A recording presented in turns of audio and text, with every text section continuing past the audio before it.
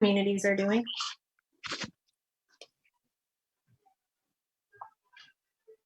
Now, where Lawston had the problem with the Zoom, have they gone to another format or are they just stopping? Don't know. All right, so it's 6 o'clock. I think it's time to call this planning board meeting to order. Even though we are on Zoom, this will be a regular planning board meeting. Obviously, we've modified some things here. The members of the public are muted for now, and once public comment has begun, we will ask you all to raise your hands and we'll unmute you to talk, but that's a little bit later on in the meeting. The chat function should be used only for IT, and no testimony should go on in that way, or communication between planning board members. That should just be for IT only. All right, so I guess we'll start with roll call. Oh, and I'm going to mute everybody after we do roll call. So we'll start Dan. We'll go in alphabetical order, sort of. John, you'll be last. Dan Carroll. Evan. Evan Sear. Steve Martelli. John. John Engler. And I'm Matthew Duvall, the chair. So that's all of us. We have no associate members today, so this is us. First item is minutes. Do any comments on the minutes? You got to raise your hand if you don't. Okay, if not, do I have a motion? Motion to approve the minutes. Do I have a second?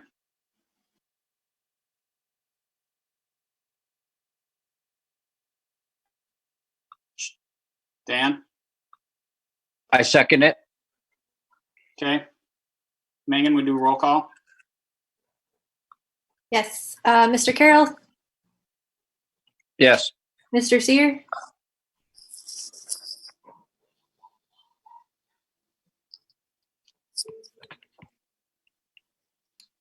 One more time.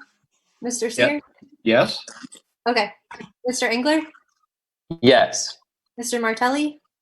Yes. And Chairman Duvall? Yes.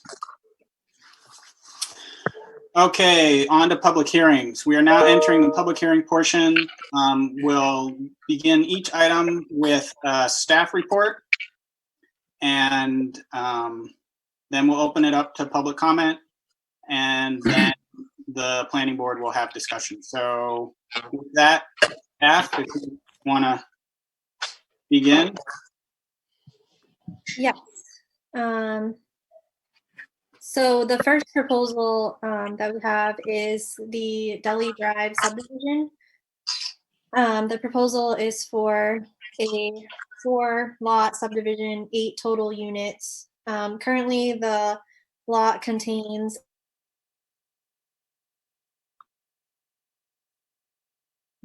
Sorry, I just realized I was muted that whole time. The first proposal that we're reviewing is the Deli Drive subdivision, which is a 4-lot, 8-unit subdivision project, 8 duplex units. 4 duplex units for a total of 8 units. The lot currently contains a single-family home, which is proposed to be demolished, and the lots are proposed to be served by public water and private on-site septic systems. We recommend that the planning board classify and review the project as a minor subdivision just because of the private road, and typically minor subdivisions are 4 or less lots.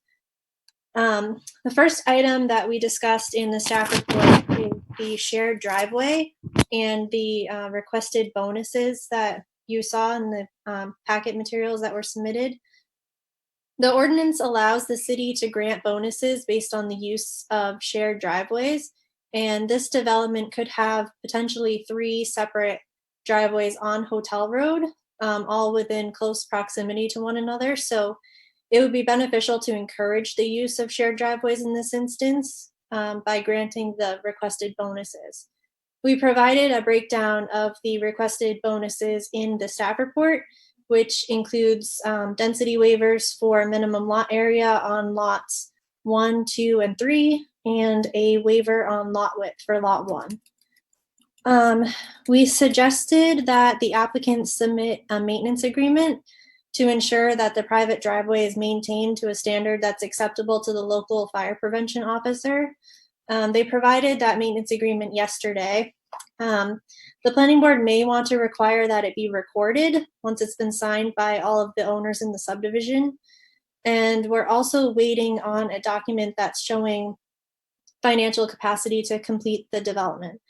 It's not a lot of cost, it's primarily just the cost of the road, but we still want to make sure that we have that information. As we discussed in the staff report, a lot of the lot is located in the floodplain. You can tell that the applicants depicted building envelopes on each of the lots to try and avoid the floodplain areas. And they're not proposing a lot of changes in terms of impervious area. The changes is about 15,000 square feet. And they're not proposing to fill any of the wetlands or the floodplain. One item that we did want to note is that during the wetland analysis, they found evidence of a potential vernal pool. And if it is in fact a vernal pool, there may be some additional setback requirements through DEP and NERPA, Natural Resources Protection Act, which could alter the design of the site plan. So we just recommend right now, where we don't have that information, that it just be addressed through a condition of approval.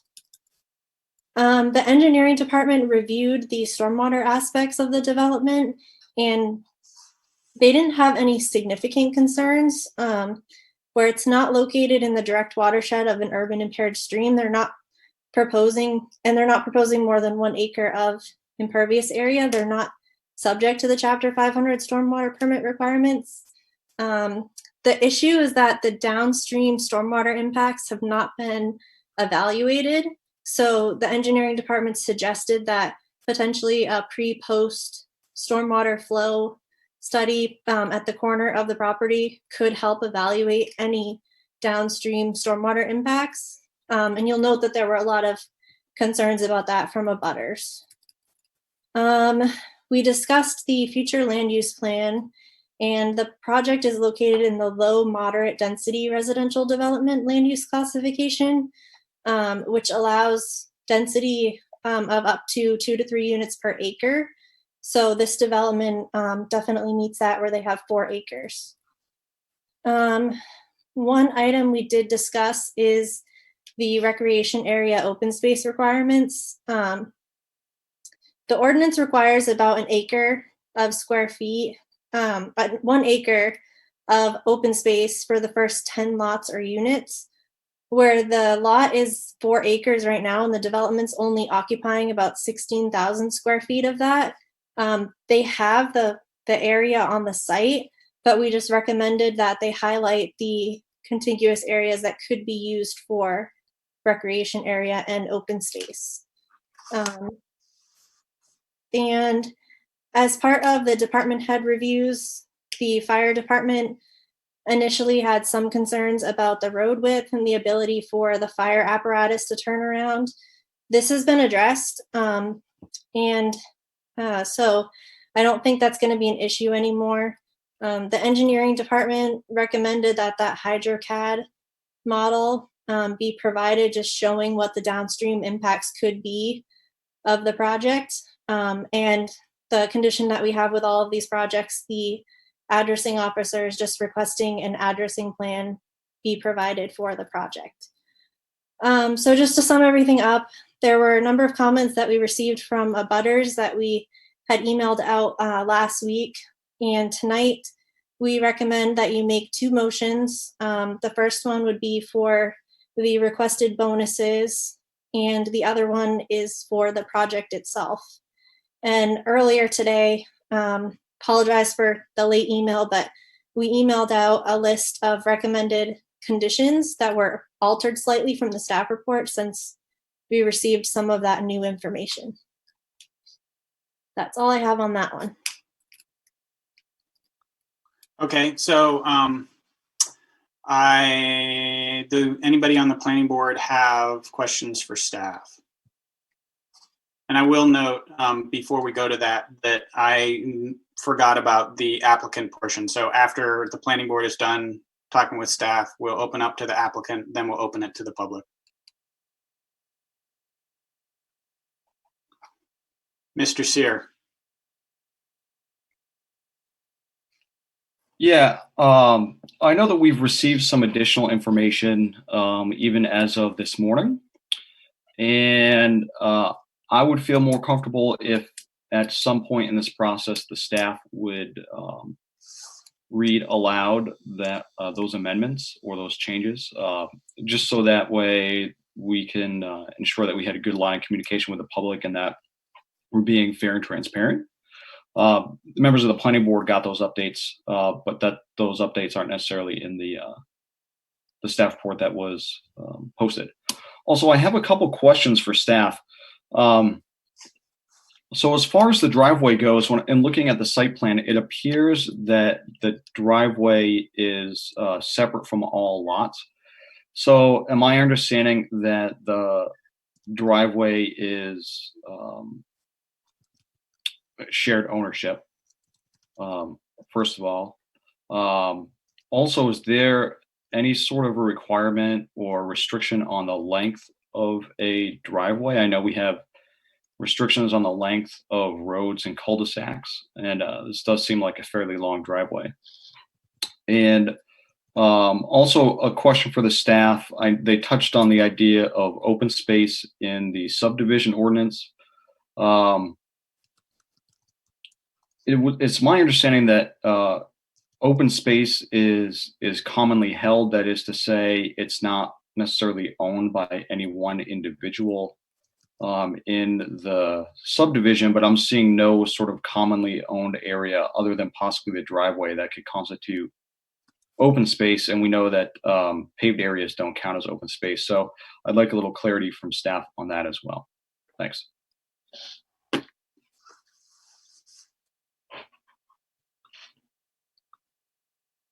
Do you want me to follow up now? Yes.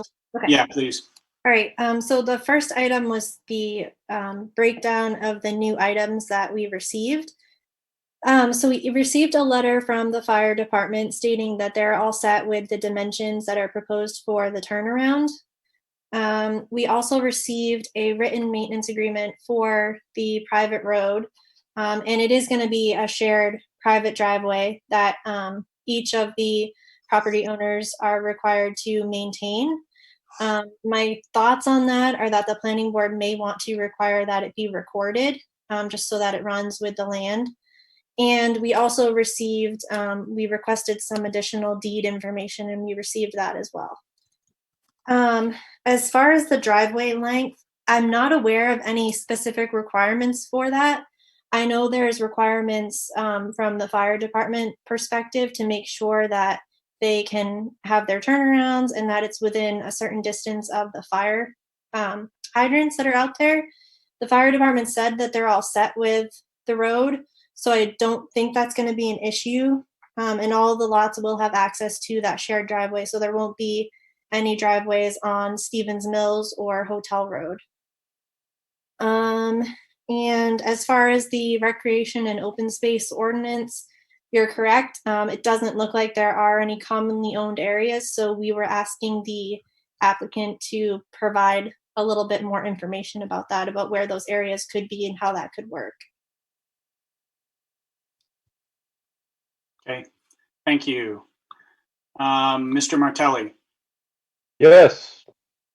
First off, I think that this project is good for that area. It's a good use of that area.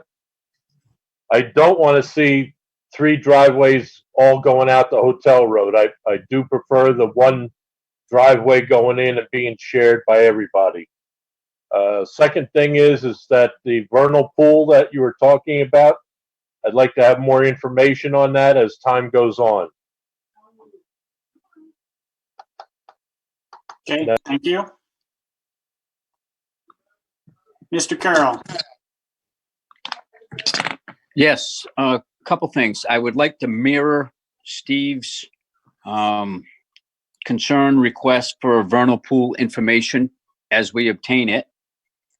I also agree with him on the one driveway going to Stevens Mills versus having to worry about 3 driveways on Hotel Road. Is that intersection is probably one of the most dangerous intersections on this end of Hotel Road, on that end of Hotel Road. So I agree with that too. And I would like to also follow up with Mr. Sears' maybe question of the recreational space. And the definition in this type of subdivision, what is defined as recreational space? What is it used for? Like that. It's like all that's left is wetlands. So if we call it a recreational space, is it something that can be used for recreational purposes by the landowners? I guess I was looking for a little clarification on that in this particular instance, please. Yeah, so I think the applicant's argument is that the recreation and open space standards really apply to cluster subdivisions. Our ordinance doesn't differentiate between a cluster subdivision, a multi-unit, one building subdivision, or conventional subdivision like this. So they are subject to the recreation and open space standards. And like we discussed earlier a few months ago with the North River Road project, they can provide the space on site if they have it. It does have to be accessible, open recreation space. Or they could provide a fee in lieu, like they did for the North River Road project, to provide that recreation area elsewhere. So those are a couple of options, but we do have to address those standards in some way. And that does require that they provide recreation area and open space, which are not wetlands. Okay, thank you. Mr. Engler. Yes. So if it is found that there's a vernal pool there, could staff explain what the implication will be and how that will impact the development site plan? Thanks. Yeah, so depending on where the vernal pool is, the size of it, there's more setback requirements. I believe it's a 75-foot setback potentially. So it would definitely alter the building envelopes depending on the size of it and where it's found. Maybe there's parts of it that are vernal pool and parts that aren't. So that lot that's in the rear could be implicated if there is a vernal pool there. And potentially it becomes a 3-lot subdivision if the setback requirements are that extensive. So it's definitely something that could change the project. It could be just a minor adjustment to the lot line and the building envelope. And if that's the case, then I think that's something staff could probably review without having to bring it back to the planning board. But if it does end up reducing lots or reconfiguring lots, that's definitely something the planning board will have to review. Okay. Mr. Carroll. Yes, thank you. 2 things regarding the fee in lieu versus the rec space. My question was, has the applicant made any suggestions or what they'd like to see or what they're proposing on that, one versus the other? And secondly, if the vernal pool does become an issue, is the applicant still willing to move forward, per se, playing devil's advocate, that it's only going to be 3 lots instead of 4? As far as the recreation and open space, I haven't heard one way or another from them. Their initial response to those standards was that they're not proposing a cluster subdivision, so they're not really looking to add recreation and open space at this time. As far as the vernal pool, I haven't heard from them whether or not they would move forward with the project if they had to reduce one of the lots, but that would be a good question to ask them. And they do have some flexibility in terms of the lot bonuses a little bit. I haven't really played around with the numbers enough to know if they could alter those lot sizes a little bit more with a density bonus to get them to get that extra lot or not. I know there was a little bit extra square footage, but I haven't done those calculations to say for sure. Great, thank you. So that's actually a pretty good segue, unless any planning board members have any other questions they'd like to ask staff. We can invite the applicant to speak.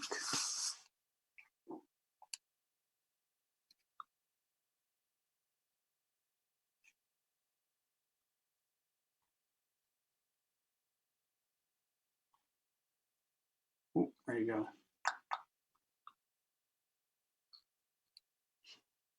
Yes, Mr. Corbin. Hi, thank you. Hi, this is Jim Corbin with SurveyWorks Inc. SurveyWorks Inc. has been retained by Paul Hollis of R1 Properties and Great Lots of Maine. Do you have video? Do you have my video up?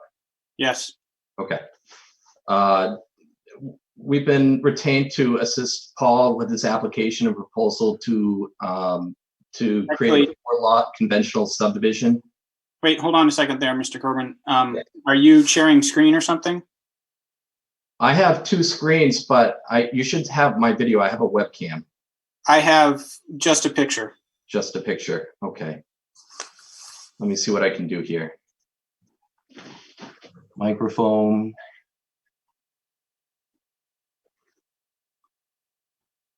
Whoa. He's gone. Do we have to promote him? You have to promote to panelists in order to see the video. Otherwise, it's just talking. Okay. Hang on a second, Mr. Coburn. How do I do that? Megan, you might have to do that. I don't see it. I just did that for you. You did that? Thank you.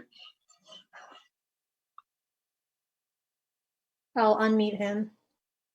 Maybe. I've been unmuted and I Yep, clicked you're on the good. video. I'm good. All right. Thank you. Thank you. I guess I'd like to start by reviewing the most recent revised plan. I believe the one that's shown right now is not it. Megan, if you go to the link that I shared, or Eric, item 15 in my project folder should be the most recent plan.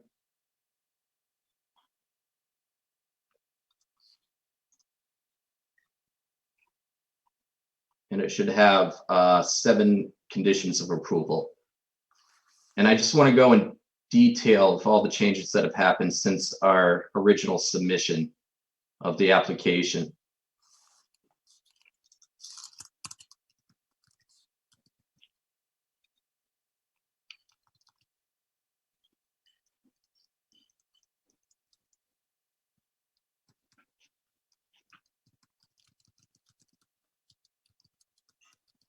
This one is dated today, but I only see 3 conditions of approval. Do you have my project folder link? That's okay. I don't think I do. This will work. We can go over this one here because structurally nothing has changed at all from the one that I revised today to this one. So you will see the turnaround has lengthened significantly to provide for adequate egress of emergency vehicles. We've also added this emergency vehicle easement area so that the particular emergency vehicle has room for extension of the vehicle beyond the rear wheel wells to navigate that turnaround. That will be maintained by the lot owners, and as well, easement will be given to the fire department to maintain that so they can keep it clear of trees if they need to. Since we've lengthened this turnaround, the lot areas for lot 1 and lot 2 have changed slightly. So the area of lot 1 is now 37,089 square feet. The bonus area has changed to 6,471 square feet. And lot 2 is now 38,623 square feet. Frontage has not changed.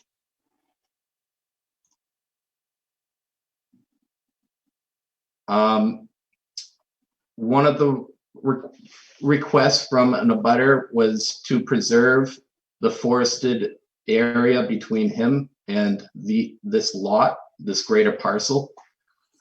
We've been able to accommodate for some of that. And it's all within lot 4, which you will see is around the Vernal Pool area. On my plan, I show a 50-foot offset from the property lines, which encompass pretty much that area to the west of the lot 4 building window. We were not able to accommodate for the full length of lot 4 because of that building window. We need that space for a home and for a septic system. And I was also not able to extend it into lot 1 for the same reason that we may need room just north of that turnaround for a septic system. All these lots will be served by private subsurface wastewater disposal systems on the lots.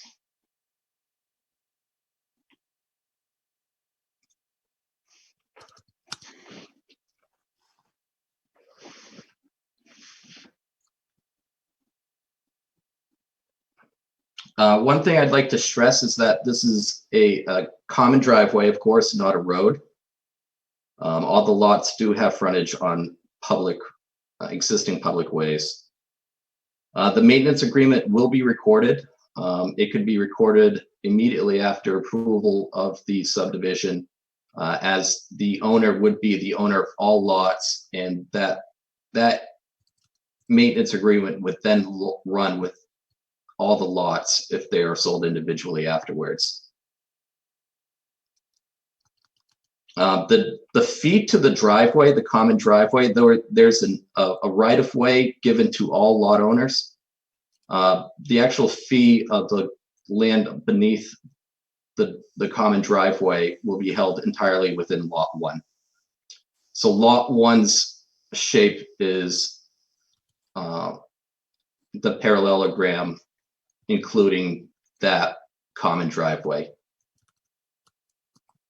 As you all know, vernal pools to be studied has to be done during the breeding season, which is probably within the next few days to the next couple of weeks, and we can have a report on that for the planning department probably either before the end of the month or within the next few weeks. If we could go, Eric, to the open space sketch that I have provided.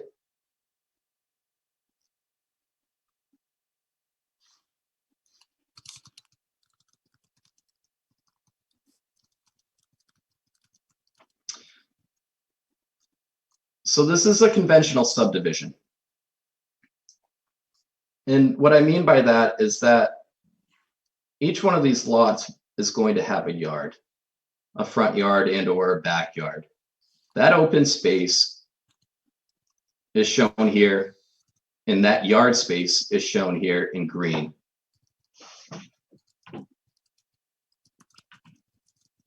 I'm just bringing up mine here.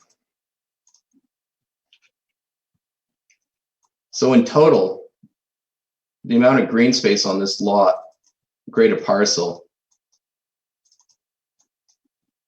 is almost 90,000 square feet. Lot 1 has 33,500 square feet of open space. Lot 2 has 20,400 square feet of open space. Lot 3 has 15,000 square feet of open space. And Lot 4 has 20,300 square feet. Now, we could do as it seems to be suggested, a dedicated open space for all lots in one particular area, that would drastically change the configuration of these lots or these units. We could take 12 units and put it into one building as an apartment building, and then have some of the remaining area as that open space. If that's what the board and the public would like to see, I think that might be within our capabilities. However, I don't think that's what anyone wants to see here. When we think of a conventional subdivision, I think we think of a home with a backyard, and that should be the open space.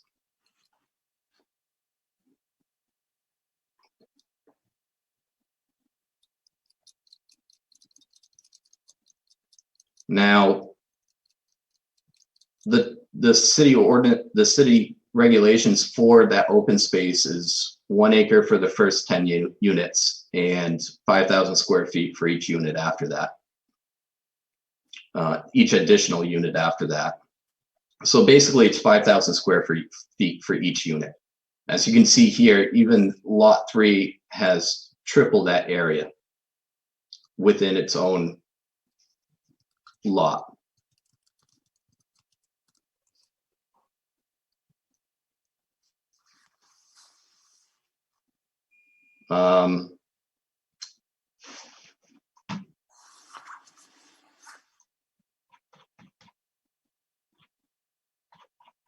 So we have the maintenance agreement.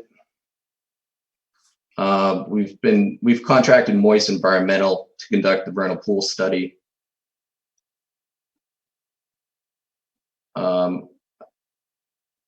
I know the neighbor Daniel Cooper has some concerns regarding water runoff onto his property. The majority of this property is downstream from the Cooper property, so much of that is not possible. And the proposed forested buffer should ensure that the rest that is in that area that is sloping towards this property intercepts any stormwater runoff.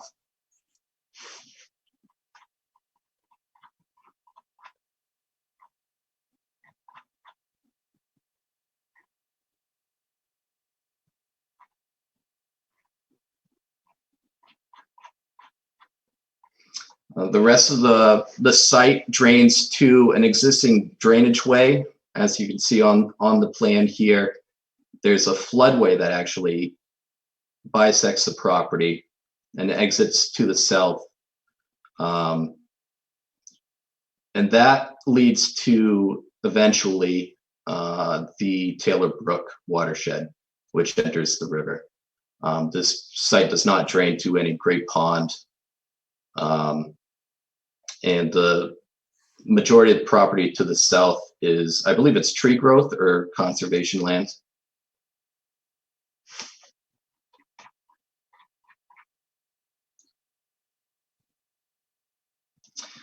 I think that's it on my end. And I'm happy to answer any questions the board may have.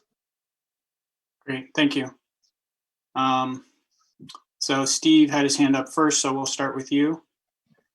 Yes, I approve of the road extensions. I don't want to see any more buildings being put in here. I do approve of the wetlands being used as a outdoor space. I consider the woods just as much as I consider a field as being a recreational area. If you needed a field more, you have Mount Appetite right around the corner there, so you're not far away. I don't want to see any more buildings or people on this area. Is my mic still open to speak? Yep. All right. Steve, are you saying you like the configuration of what I'm showing here for backyards?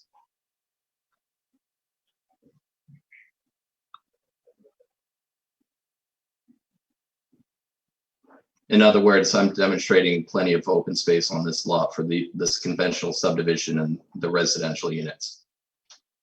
Yes. Okay, thank you. Mr. Sear? Yeah, I have a question for the applicant regarding city sewer and private septic. I would assume that since this is adjacent to Hotel Road, and that Stevens Mills spans Hotel and Garfield, that public sewer is available. So why is there a decision made to use private septic? Particularly given that we're talking about duplexes, so multifamily homes. I think that decision was based on costs of extension of that sewer into Stevens Mill and then up to the common driveway to the units. What we don't want to do here is what we want to try to avoid is work within the floodway and the floodplain and wetland areas. I guess I would have a follow-up for Eric or Megan then. It's my understanding that Stevens Mills does have public utilities underneath that service, for instance, like the Cedarwood, Boulder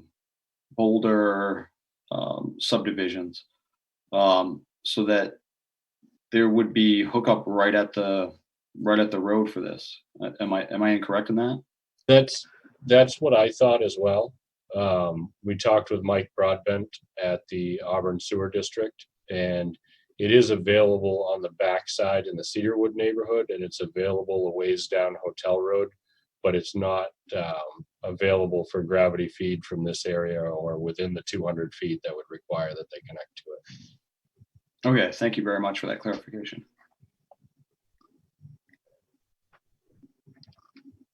Mr. Carroll?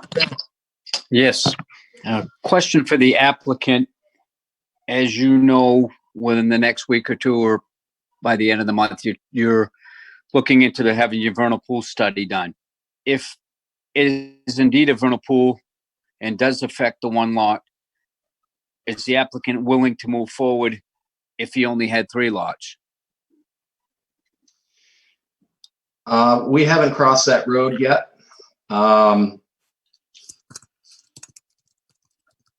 I can't answer that at this time. Fair enough. If it does indeed, it is indeed a significant vernal pool. We may consider losing lot 4, or we may consider reconfiguring the subdivision. If that's the case, then we would come before the board again once we've had time to do that reconfiguration for either amendments or new approvals.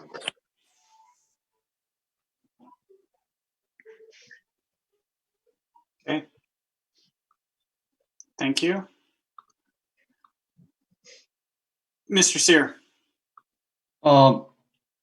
Yeah, so we're discussing duplexes on the property, and I understand your comment earlier about the ease of doing a shared agreement, because upon creation of the subdivision, it'll all be owned by one single owner, and then with the expectation that it be sold off. So I guess my question is, how does the developer anticipate selling these as duplexes? Is the developer anticipating to sell them to an individual who will then rent out the other side, a dual ownership sort of thing? What's the intent?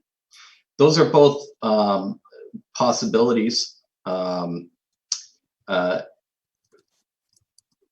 With this subdivision, those lots could be owned as in one ownership and sold off over time, of course. We don't currently have buyers for these lots. However,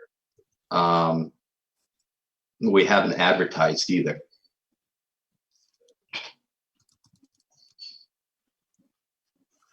Okay, I thank you. guess Evan, what's the concern here?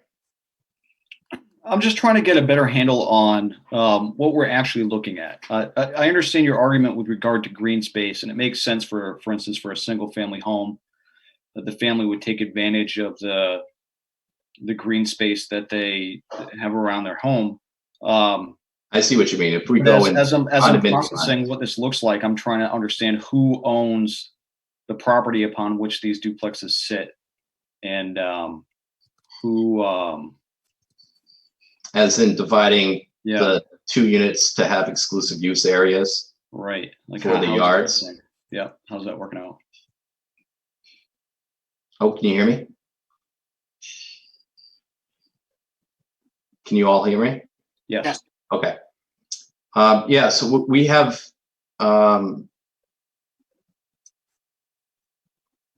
we haven't designated the units as duplexes yet. What we are showing are duplexes because that's allowed within the zoning regulations, and we wanted to make clear the units that are possible within the subdivision.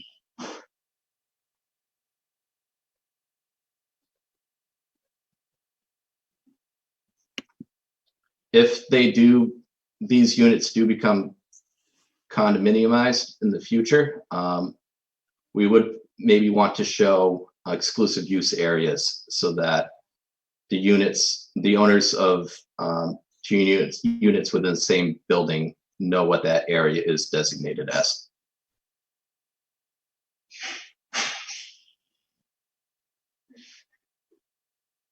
So, These very well could be single family homes as well.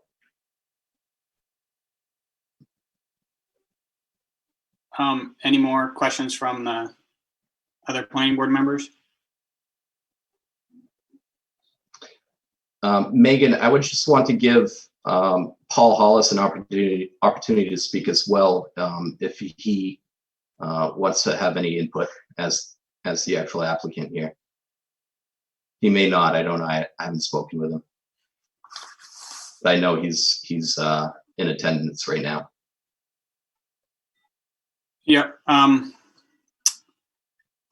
Did you other planning board members? So I think it's from. Everybody okay with that?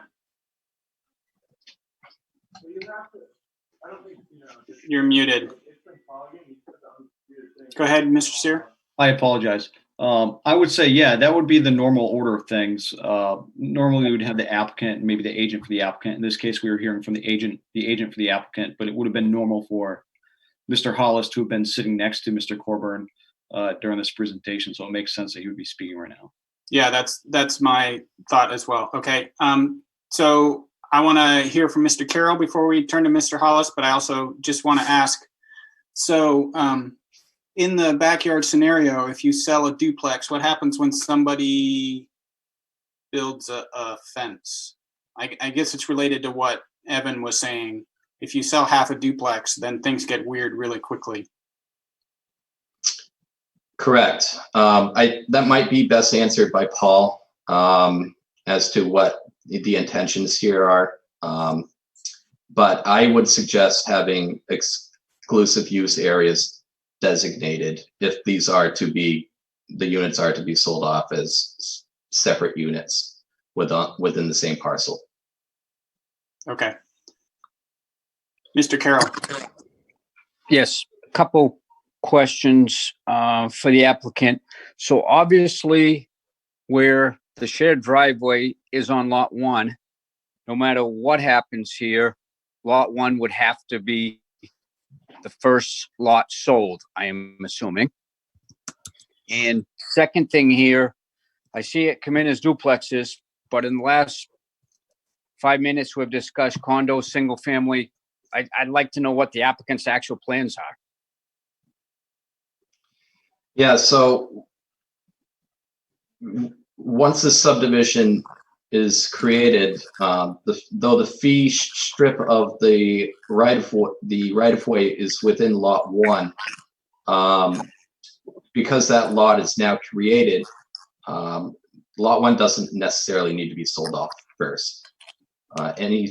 Either of the lots could be sold, any of the 4 lots could be sold off at any time. Thank you. And what I was intending to demonstrate here was the possibility of not only a single family residential home, but a duplex lot as the zoning requirement, the zoning ordinance allows for. Thank you.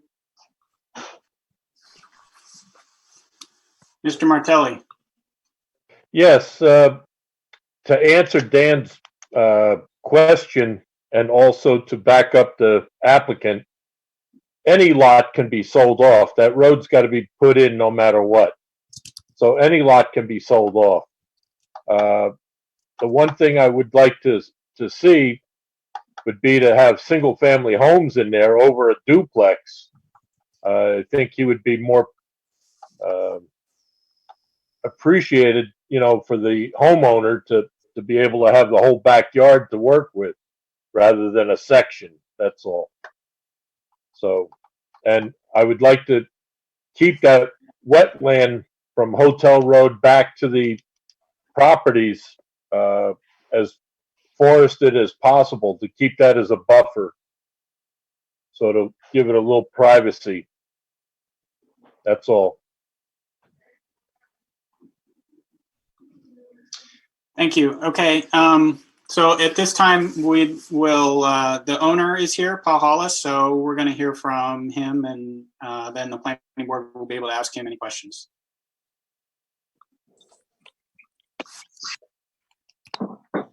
Can people see me? We cannot see you, but we can hear you. Can you hear me? Yes. Hello, members of the board. I'm Paul Hollis, RF1 Properties. I'm the sole member and owner of RF1 Properties. We live in extraordinary times. I've never yelled into my phone so much over the last half hour to answer your questions, but can't because I was muted and listening to all the discussion. We are going to own these units. We're not looking to sell them. We're looking to own them, or if we decide, we have a developer who's expressed interest in buying the whole package and building the 8 units and owning them and renting them. That's what our intent is. We have no intent of selling them off as separate condominiums. We're not looking to condominiumize the units. That's why we designed it accordingly, and ordinance allowed us to do that with the 4 acres, with the bonuses that were allowed, and then we had the rights to have 2 units per lot. So that's why we designed it the way we did. And our full intent is to build them and own them and not sell them. As far as the vernal pool is concerned, obviously we have to get out there. We know a vernal pool significance requires 40 wood frogs and 20 salamanders, which is pretty significant. David Moyse from Moyse Environmental is one of the best in the state at identifying that. He's going to come out. He's worked with me in other vernal pool situations. He's going to be coming out in the next week to assess the vernal pool to find out if it is indeed discovered to be a vernal pool of significance. Our hope would be to make adjustments to the lot 4 and not lose it. We're told the DEP regulation does allow us 25% disturbance within 250 feet of the edge of the vernal pool. So if it's determined to be a vernal pool, we're going to do our best to work with that and not lose a lot. If by chance we can't resolve that, then we will go forward with just 3. So I'm here to answer any questions that anybody might have.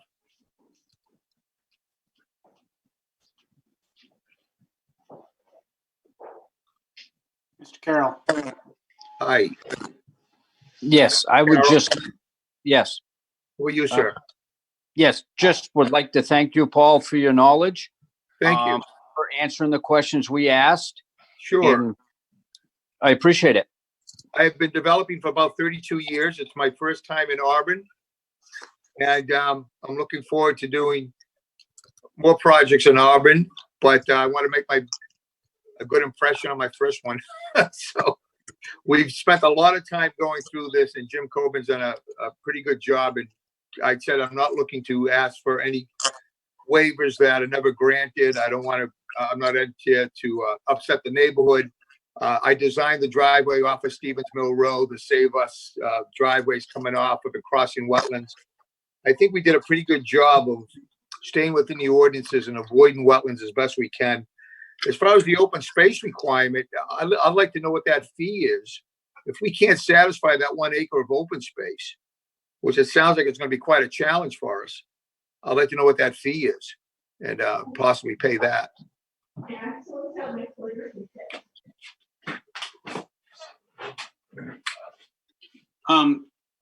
Eric or Megan, do you have any comments on how fee would work? Yeah, so it's based on the market value of the property. So we usually get that value from the assessing department. That's who created the value for the North River Road project, and that's what the ordinance requires, is that that figure be obtained from the assessing department. So is that pre-approved? Is that pre-development, that assessment value, Megan? well, so what they do is they take an average of the properties surrounding your property and come up with a market value based on that. Properties that are in the same zoning districts, similar properties, those sorts of things. And then they come up with the value of the property. And then you would quantify the open space based on that value. Okay. I mean, the other thing is that Jimmy did bring to, Jim and I, we have about 2 acres, over 2 acres of open space, and we're required to have 1, right? We have a green area of about 2 acres or more, about 90,000 square feet. That's correct. Yeah, the issue is that the way the ordinance is written is it requires recreation area and open space, so common areas. Can the recreation area be dedicated per lot, or does it got to be shared with all 4 lots? I'll have to double check the language. I don't know if it gets into that or not. That's something I want to double check. Okay. Well, however the ordinance reads, it seems that we're doubling the open space. We have double the amount of open space, but we need to identify what has to be dedicated or not dedicated for shared ownership, I should say shared use. So, Megan, let me ask you this. If we had 100 acres and we were to divide it into 25 acre lots, would the city will we still be required to have the 2 to 3 acres? I'm not sure what the calculation there is, but 2 to 3 acres of a common area when everyone has a 5 acre backyard? Yeah, that's what I want to double check in the language, because I believe it mentions common recreation open space. So it would be, like a basketball court in the middle of the subdivision or something like that, I think is what it's trying to get at. But I just want to go through the language again and just make sure that that is the intent of it. you know what might happen? The kids in that were living within that subdivision might make their own basketball court in that turnaround, which wouldn't be good. But anyways, I mean, I think the turnaround is probably going to need to be posted. But anyway. The planning board has some latitude. I'm reading that standard. The developer needs to include as part of a subdivision proposal a provision for recreation and open space, which is adequate to meet the foreseeable needs of the residents of the subdivision. So it says that it should be used as a guideline and may be waived for low impact developments. I think in that neighborhood, looking at some of the abutting properties, an acre of land, but that's part of a larger lot, is probably in the neighborhood of $12,000 to $18,000. I think that fee would fall somewhere in that range if they chose to just do the fee. Great, thank you. Does planning board have any further questions for the applicant?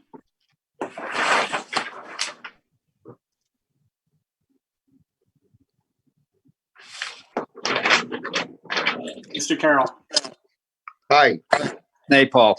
So was the decision, and I believe Mr. Colburn mentioned it, the sole reason going to private sewer rather than connect to the city sewer? Was it the cost?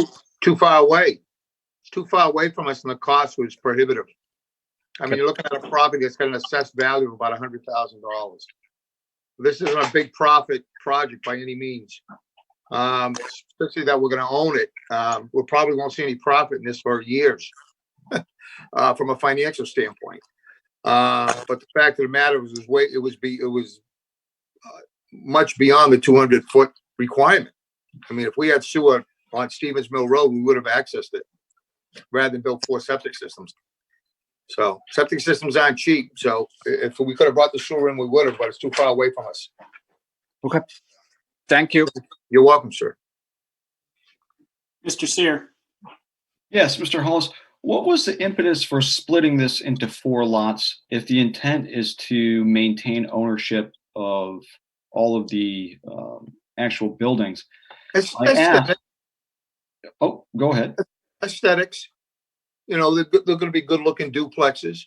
And that's what we decided, rather than just stick one building with multiple units next to each other. We don't want to build just a one big apartment building. We wanted to fit in with the neighborhood as best we could. We are doing duplexes. We wanted to do buildings pretty much similar to what the neighborhood is. There's some of course, as you know, it's all single residential housing are out there. And rather than build one big apartment building, we chose to, it's probably more expensive. It's obviously going to be more expensive for us to build it this way. But we thought it fit better with the neighborhood just to do duplexes. I can understand siting of the buildings. My question is specifically, why are you choosing to split the lot? And so that you understand, the reason I'm asking is that if the lot were not split, the entirety of the shared ownership, all of that land would count as the open space, and you would have more open space than required because it would all be owned by the one person that owns the subdivision. And then you'd meet the open space property, the open space requirement. So I guess my question is, what was your purpose for splitting it into 4 lots? I understand the building the duplexes, that makes sense. But Yeah. why split into 4 lots? Well, we just felt that it fit better with the neighborhood. I mean, we don't, rather than build one large 8-unit building, we felt having it at 4 different ones. The other thing is it gives us the opportunity to build them one at a time. If we had to build 8 units all at once, it'd be quite an expense. You know, this plan allows us to maybe build 1 duplex or 2 duplexes a year, rather than build the whole building all at once. So it's the type of thing that we look at as a long-term investment. We take our time with it. We build 1 duplex. We put the driveway in, of course, fully, and then build 1 duplex at a time. So that's why we chose the way to do it. You get that duplex in, you get 1 duplex in, get it rented, gives you the opportunity to build a second building. Building the whole 8 units at once was something we just didn't want to take on. I mean, it is possible to do that without splitting the lot. Well, from an ordinance perspective, where they're in the suburban residential zoning district, it doesn't allow more than 1 primary structure on the lot. So technically, it's forcing them to split the lots to be able to have the separate buildings. Okay. So I think that was probably a suggestion from staff as to why they had to create the subdivision as opposed to just doing a condo on the 1 lot. Okay, thank you. That's a better reason. I wish I had that answer. Thanks, Megan. Also, from my perspective, if 20 years when all these subdivisions are built and someone comes along who wants to purchase one as their own property, it's already been subdivided. We don't have to go through subdivision again. That's right. Okay, so I have actually one question just out of interest, can you describe the duplexes, please? Two bedroom, two bath units, probably a 60 by, the buildings are gonna be somewhere around 58 by 32. We don't presently we have no garages being shown right now. We're looking at different duplex plans. That's the footprint we're looking at. So approximate square footage? 1,200 square feet, 12 to 1,400 square feet. Okay. Thank you. You're welcome. Evan, did you? You're muted, Evan. Do you want to talk? Yes, please. Yep. Is that square footage per unit, or is that for the? It is, yeah, about 1,200 per unit. That's right. Okay, thank you. You're welcome. Okay, if there are no further questions for the applicant, we will thank you. Thank you. And, Thank you. So I want to pause for a second actually and say both Paul and Jimmy, I'm going to return you to participant. So you're going to become,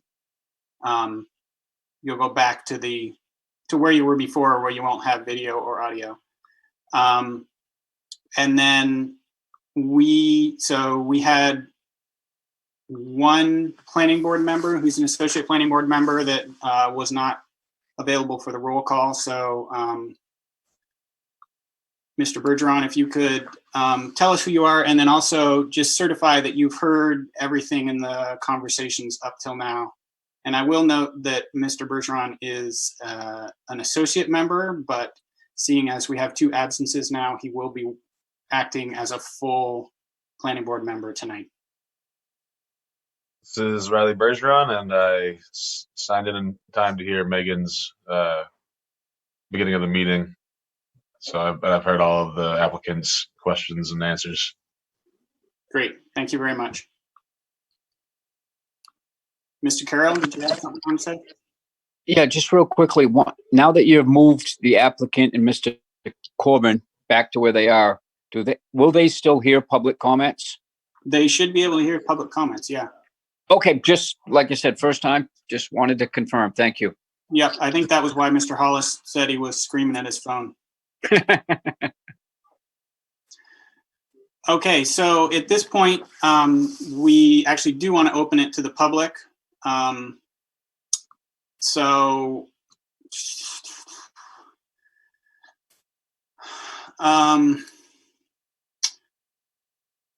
if you're in the audience and you would like to comment, I think you need to raise your hand and then we will bring you in, allow you to talk. And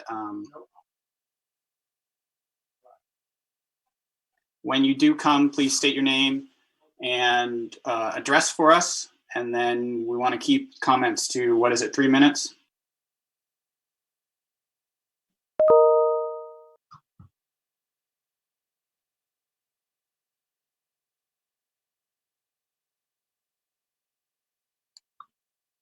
Mr. Sear.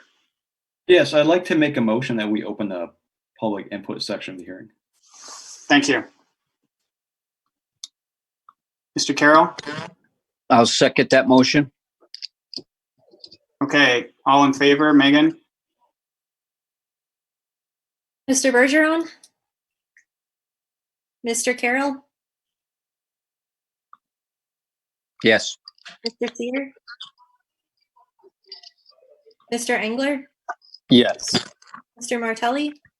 Yes. And Chairman Duval? Yes.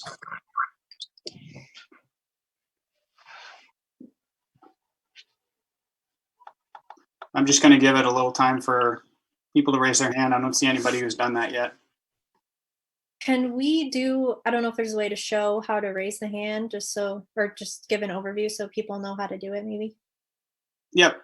Well, it depends on how people have accessed the meeting. So if you can do that, or maybe IT could do that, that would be helpful.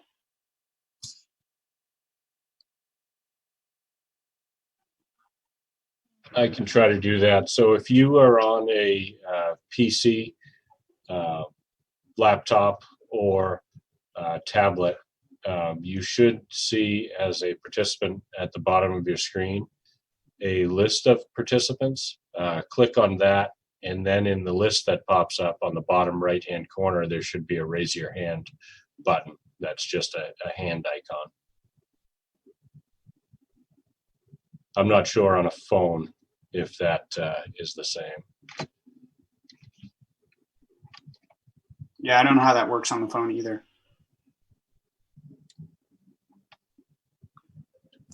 Mr. Martelli? Either *6 or *9. I'm double checking, sorry. Thank you. Mr. Martelli?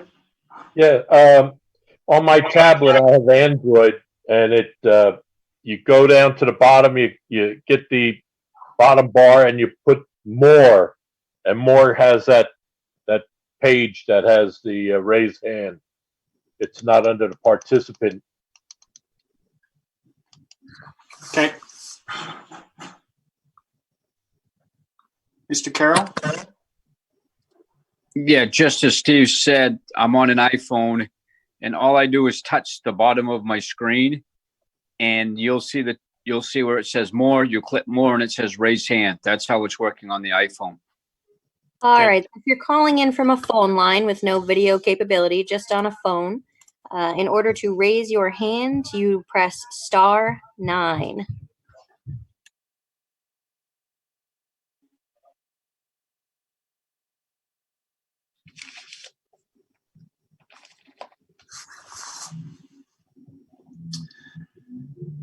All right. Well, seeing no hands, I guess I'm looking for a motion.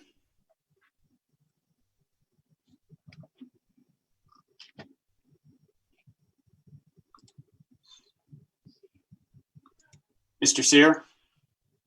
I'll make a motion to close the public input section of this hearing. I'll second. All right. Megan?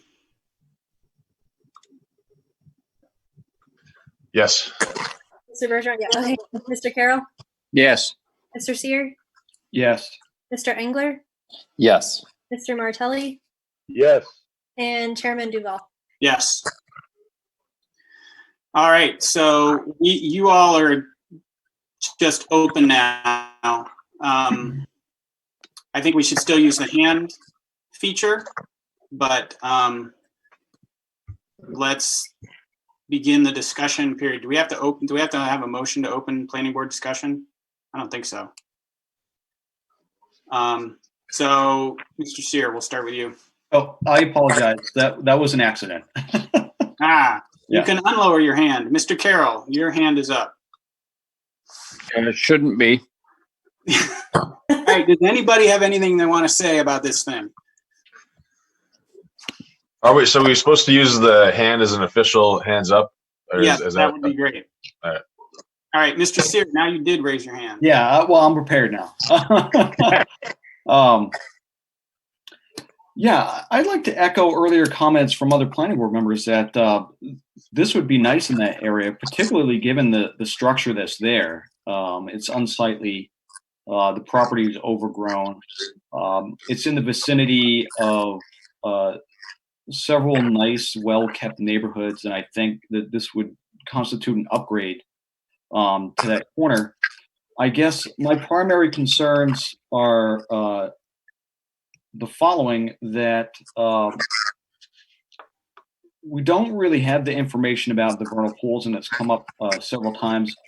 And additionally, we keep moving around the idea of open space, and there are certainly avenues that we could have used to take care of this.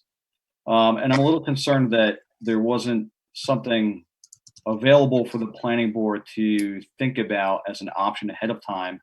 For instance, waiving in lieu of the fact that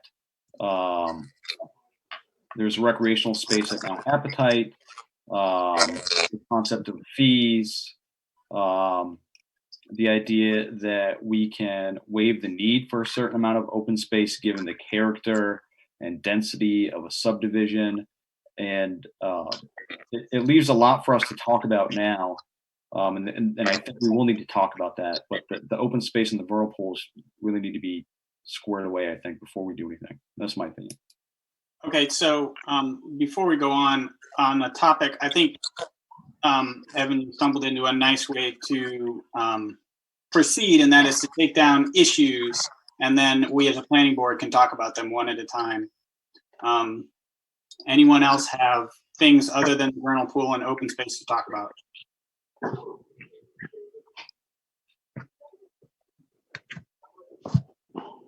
Okay, so I'll add one. The idea of doing a pre-post runoff seems to me to be something that shouldn't be terribly hard to do, but worth doing. There is a floodway there, and it can increase the impervious area locally.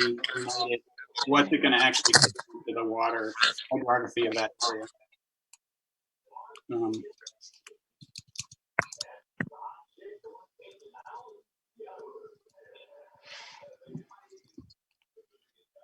So with that, let's start with the vernal pool.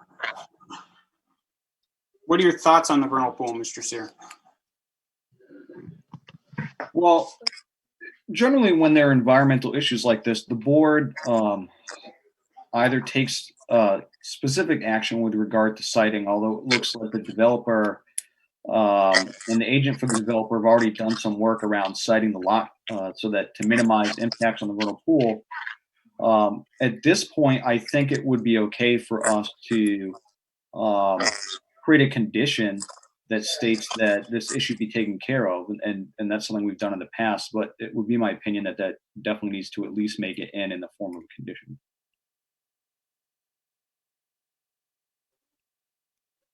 Any other comments on the vernal pool?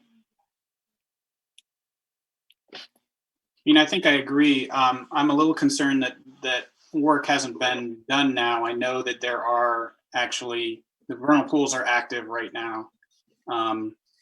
So it would be a good time to get out there to do that. So I hope, as the owner said, that actually happens in the next week. So Mr. Martelli. Yes, I want to see the vernal pool stay for sure. It's an important part of the ecology of the area, not just for, frogs and salamanders, but for the deer and any other animals that are out there. That's one thing. The second thing is, if I were to build a house right next to there, I would definitely have a house next to there because I would like to see those animals being in my backyard rather than a roadway. Is the vernal pool assessment something that can be done in one season? Or is there seasonality? There's a vernal pool have to exist every season, or is it something that where you'd have to look over a series of different springs? So I think my understanding is, and Mr. Martelli, you can correct me if I'm wrong, is that actually the presence of amphibians does that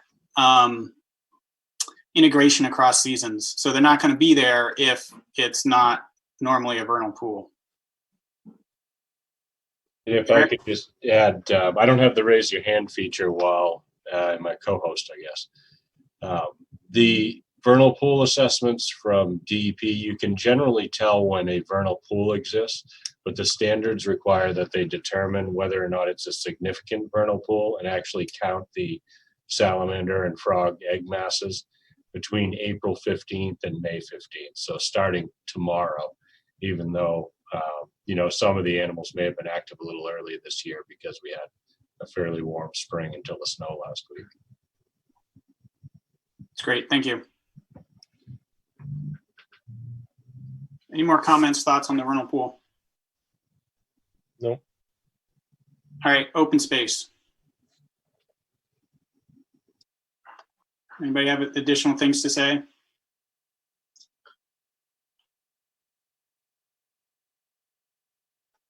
Mr. Martelli? I believe that the applicant has plenty of open space, and like I said earlier, I would enjoy the woods rather than a hard surface like a basketball court or anything like that. It'd be more relaxing to the people in the complex area. So I would say that there's plenty of open space. Mr. Carroll?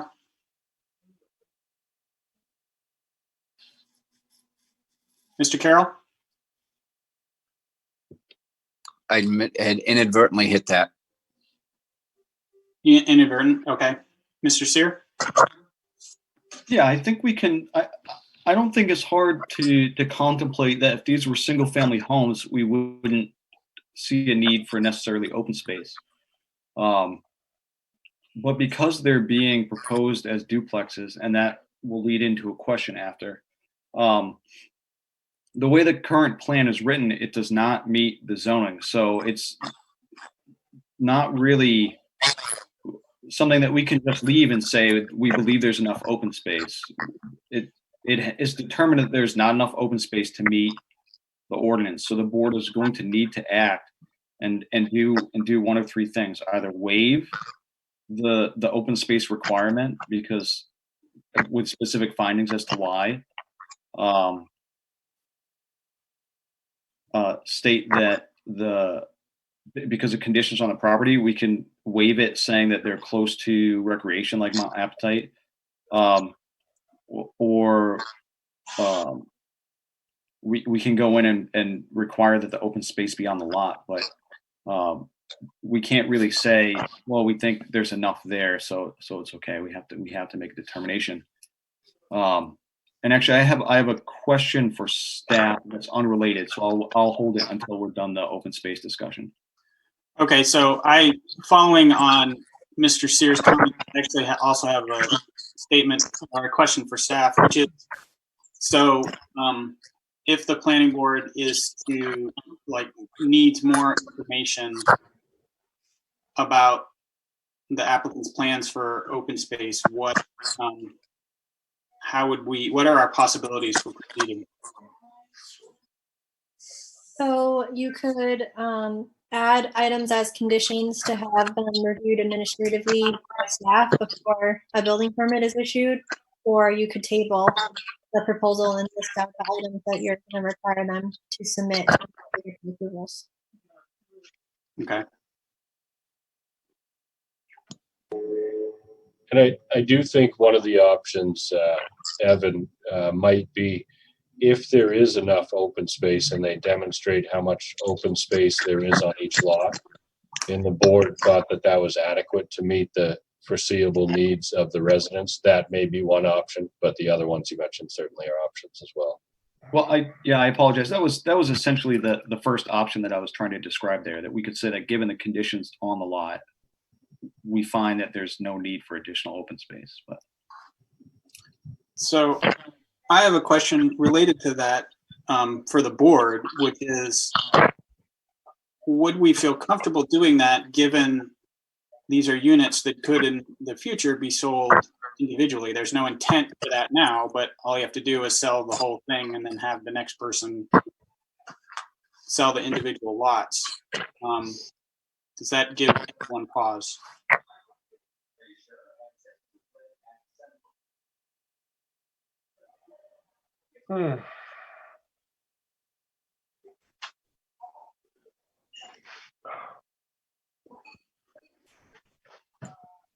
Doesn't sound like it. Mr. Carroll, you had your hand up. Yeah, and that was prior to your question, but mine was, we talked about either tabling or approving. With the unknown on the Vernal Pool, are we going to table until them results ultimately anyways, or would we approve pending Vernal Pool, not knowing how that's going to affect the other lot? I think are my thoughts. Options. Mr. Martelli. I'd rather see this issue tabled until we had the results in for the Vernal Pool, and it would give the applicant time to make a further judgment as to what he wants to do, rather than wasting our time. Okay. Mr. Sear?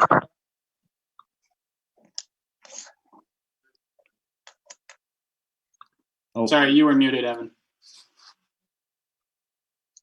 I can understand concern around the vernal pool. It's not uncommon for the board to use a condition that takes care of this. So it's not unusual to take care of this as a condition of approval. I guess what I would want as a planning board member, if we're going to if we're going to use a condition of approval to take care of the vernal pool issue, I would want to ask that we invite the applicant back to describe whether or not that would significantly change their plans for the site, and whether or not, and then hear from staff as to whether or not that would require an additional approval from the planning board. Because if it sounds like it would require the applicant to come back again, it might be in everyone's best interest to table. However, if staff's opinion is that the changes that are possibly described by the applicant may not require us to review this again, it might be in everyone's best interest to move forward using a condition of approval. Okay. Mr. Engler?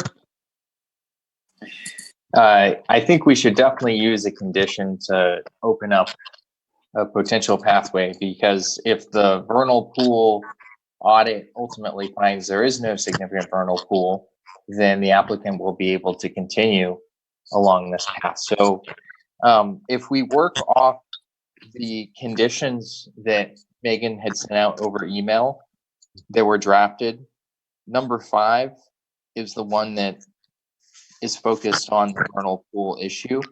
And so I think we should, if we look at that text, we can ask ourselves, how does the text need to be altered to really deal with this concern? So I think we're saying that, and correct me if I'm wrong, we're saying that if the vernal pool audit finds that it is significant, then there needs to be a rework of the plan. If it's not, then the plan could move forward. Is that correct, staff?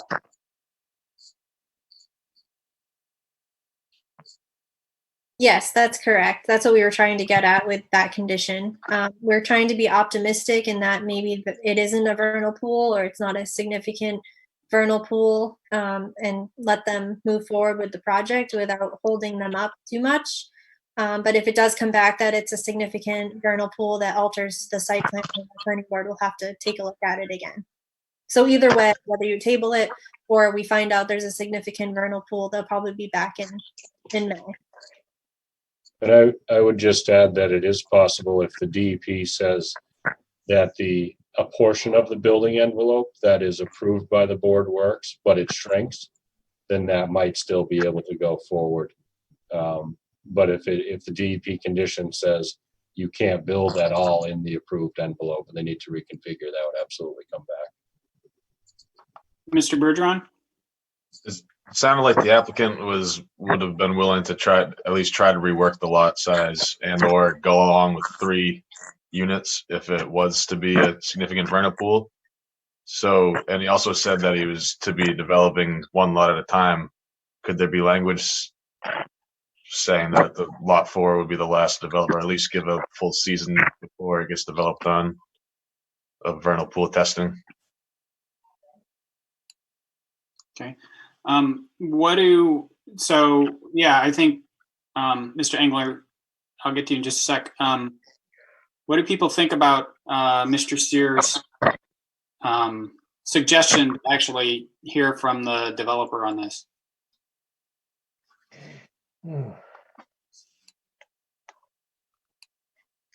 Sure.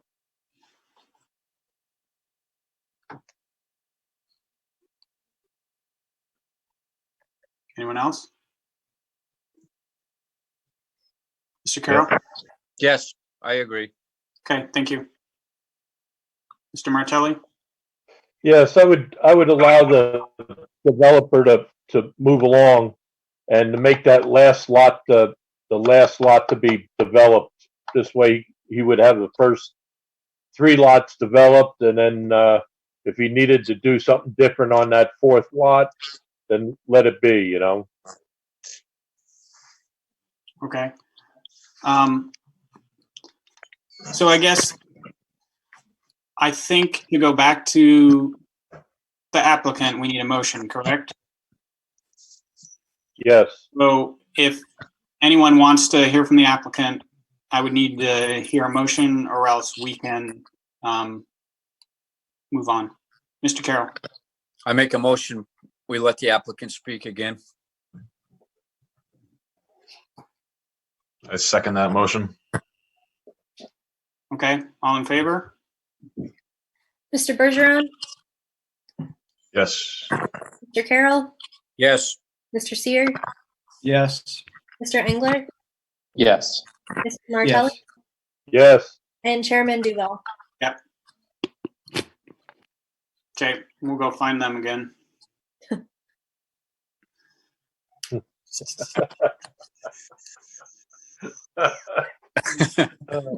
What fun.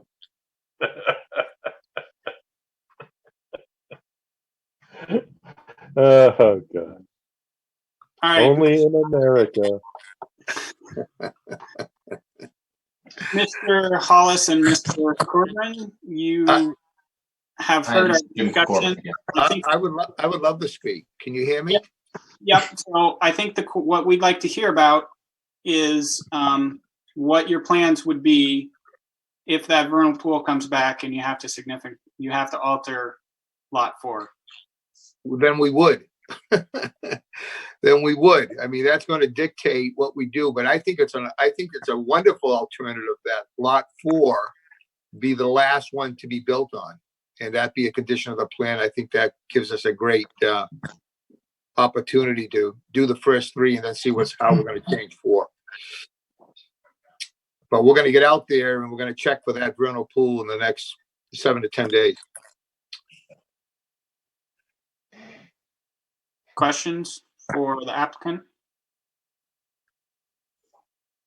So I have one. If it comes back, if we make that condition and it comes back that lot 4 isn't viable, but you've built already, would you be able to reconfigure the lot? Oh, we would hope so, that we could reconfigure it and stay within DEP regulation and City of Auburn regulation. But we need to get out there and see what we have out there. If it only turns out to be 3 lots, so be it. But I think that our initial assessment, we had people out there in the fall, and they didn't think that it might qualify for their own experiences. They didn't think that would be vernal. But we need to go out and do the test, go out and do the assessment, and see what's out there. Exactly. And, we would agree to have the 4th lot be the last to be built on as a condition. Okay. We would agree to that. If that is found to be a vernal pool, which we're hopeful it's not, and there is only the 2-week period in the spring to determine if it is or not. However, based on inspection, we're hopeful that it is not.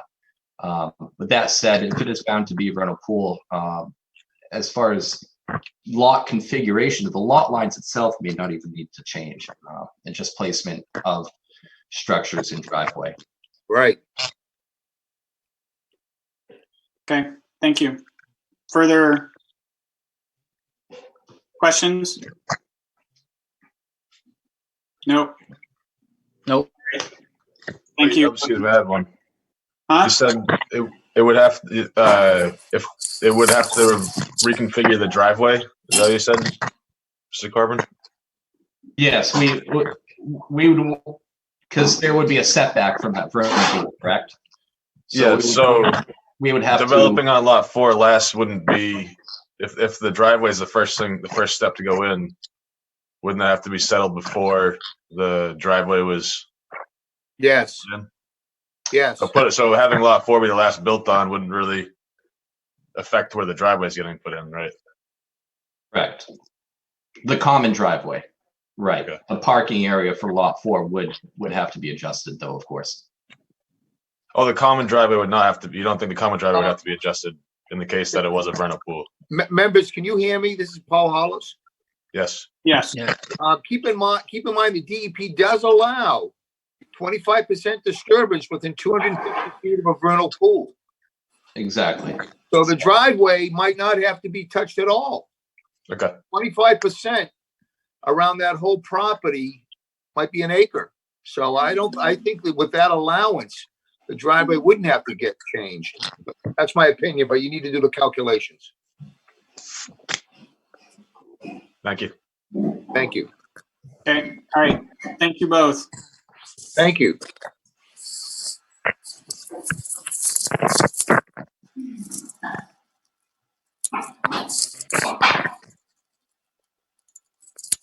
Okay. So, Mr. Steer, you said you had another issue that you wanted to bring up. It was unrelated before. Yes, I have. Am I on? You are on. Everybody's on. So Yeah, I have one additional question for staff, and it's with regard to the site plan. In my time on the planning board, I've seen several different variations of site plans. One that I have seen is a site plan that utilizes a building envelope with a description of the possible building or building types that might be built within the envelope. The site plan that we have in front of us, however, is quite specific to a duplex. The applicant has mentioned, or at least the agent for the applicant has mentioned, the possibility of changing from duplex to single-family homes. Would a change in the type of building require an additional approval by the board, given that the current site plan delineates lots for duplexes rather than a general building lot for duplexes and, for instance, single-family homes? So that's a question for staff. So for us, to bring it back before the planning board, it would really be a change to the lot lines and not the building envelopes.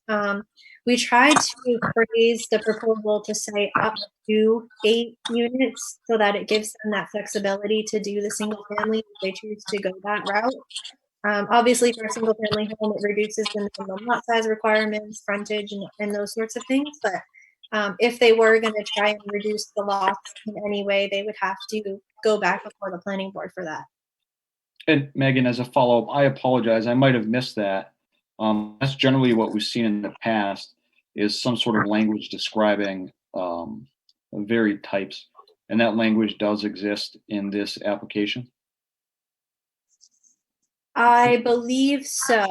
It exists outside of the staff report, so that way the application includes up to eight units.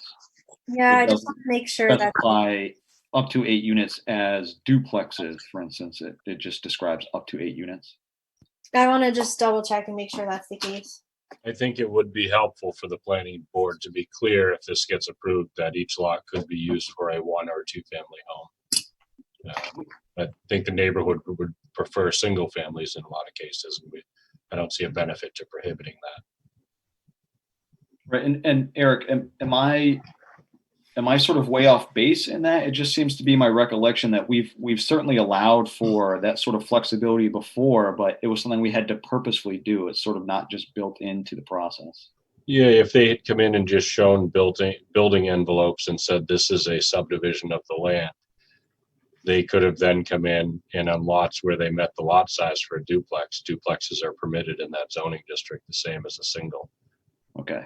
Yeah. Okay. So, but it would have been helpful if they weren't as specific and limiting on the plan to purely showing duplexes if they want that flexibility. Okay. Yeah, I don't see anything specific. Everything I've read has said duplexes, so I think that could be another condition. I'm not sure it would be a condition. I think we'd have to amend the site plan as a motion and then approve based on that revised site plan. That works too.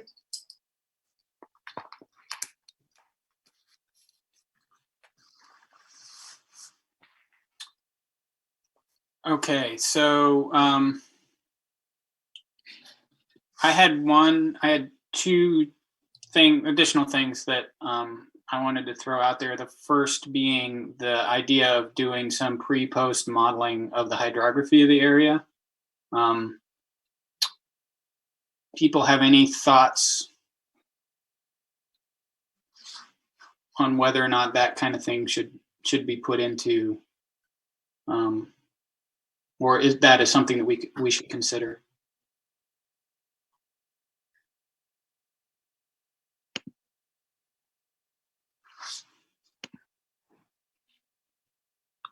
Mr. Sear? Yeah, I have a screen behind my screen, and it's got the conditions up right now. And I believe I saw something to that effect.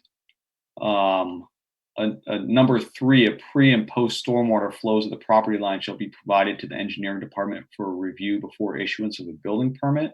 And I'm not sure if that's getting at exactly what you're trying to get at, Mr. Duval, but it looks like there's at least a framework there. I don't know. Yep. That was one of the things that I was referring to, for sure. So, okay, great. And the last one is there was the idea of the buffer with the Cooper property, and they indicated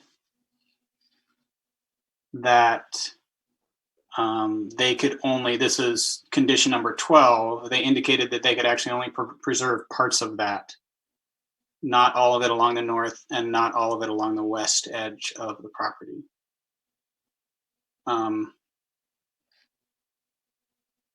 Thoughts, comments?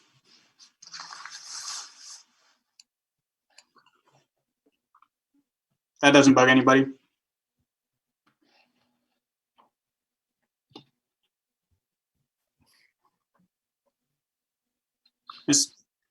Mr. Martelli?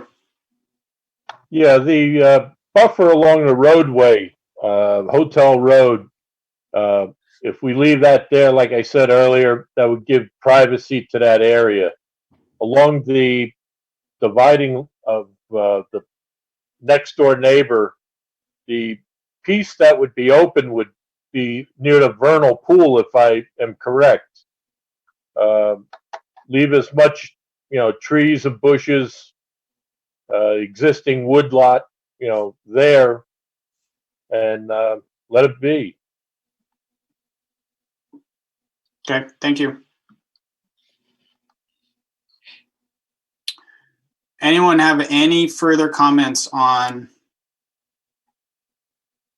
this issue?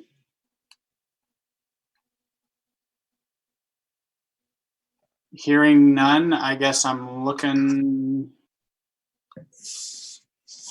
for somebody to put forth a motion and Mr. Sear. Yeah, before we move to motions, can I ask Megan to please remind us of, staff was looking for at least 2 motions and explaining what the first motion was with regard to conditions on the site. Yeah, so the first motion was to give those density waivers to the minimum lot area and the lot width. And then the other motion would be either to table the application based on tonight's discussion or to approve it with the conditions that we've discussed and we outlined in the most recent email that was sent out today that removed some conditions that have been addressed and added some others.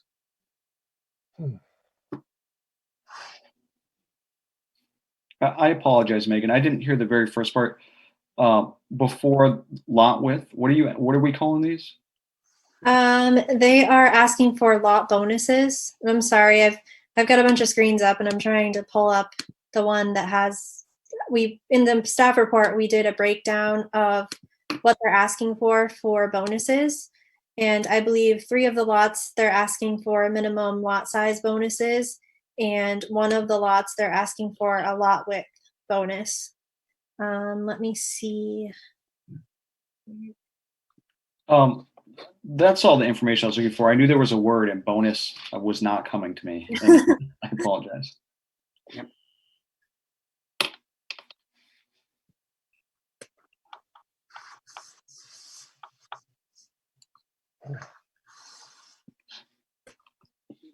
So I guess one more thing, you jarred my memory there, Mr. Sear. Would it be necessary, or is it a condition, the open space to have yet another motion to waive that requirement? I'm looking, it does not appear to be one of the 13 conditions. It is a decision that the planning board should make, and it can be made during the motion. When we make our motions, we make them based on finding that the subdivision meets the requirements of subdivision and site plan review. So we could craft language that would include it there, or it would be just as clean to say, to make a motion that we approve whatever it is that we want to approve with regard to open space based on a specific finding. And I don't know what staff's preference would be. Oftentimes we ask them because it makes a difference for them legally how we do things. So I would want to hear from staff first. Condition number 8 in the list that we emailed out earlier today, we didn't really know where the discussion was going to go tonight. I mean, the planning board could have said the amount of, area for each of the lots is fine and they don't need to provide open space. So we kind of left it open-ended to fill in based on the discussion. So what we proposed was that the applicant shall highlight contiguous areas on the plan that could be used to satisfy the recreation and open space standards in section 60-1367. That's just a start. The planning board can certainly amend that or scrap it entirely and start with something different. Was that the green area that was highlighted in the plans? Yes, I believe that's what they were trying to get at with that. That's essentially been met. Yep. Yeah, so basically they have shown contiguous areas of land, I guess. I don't know if it necessarily meets the open space recreation area definitions.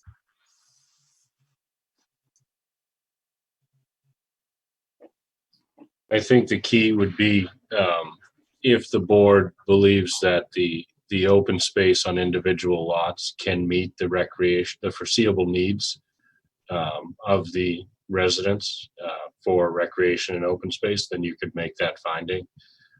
Or it could be some combination of that and being close to Mount Appetite and possibly a fee in lieu of. It could be some combination of the three. It's not unusual, though, for suburban single-family house lots to meet their need on their individual lots.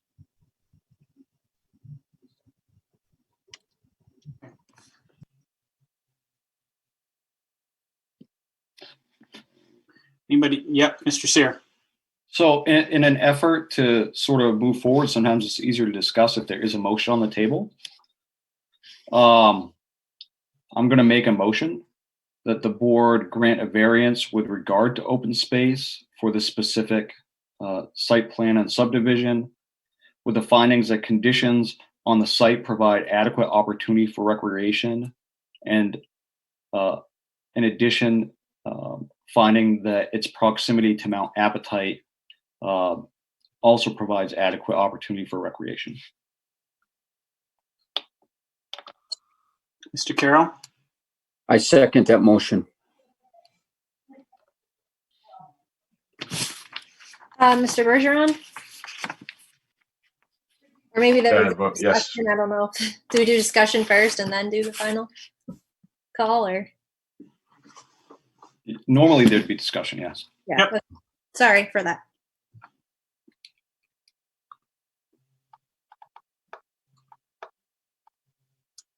Mr. Carroll? Did you have your hand up? I did not. Sorry.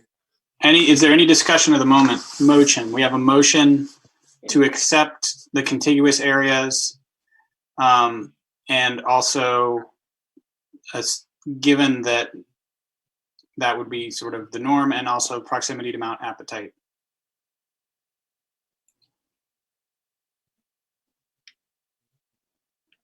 Okay, hearing no discussion, proceed to a vote. Mr. Bergeron, Second that motion. Mr. Carroll, Yes. Mr. Sear, Yes. Mr. Engler, Yes. Mr. Martelli, yes, and Chairman Duval. Yes.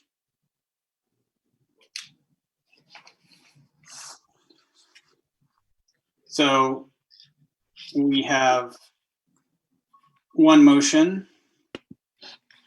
about, yep, Mr. Sear. I'd like to make a second motion that we approve the lot bonuses with regard to lot width and lot size referenced in the staff report.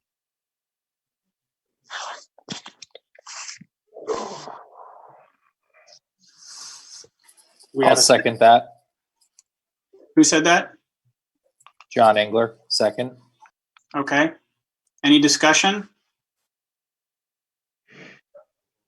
no,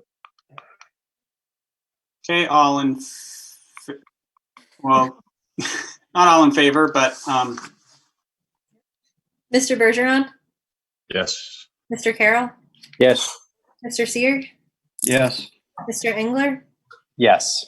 Mr. Martelli, yes, and Chairman Duval. yes.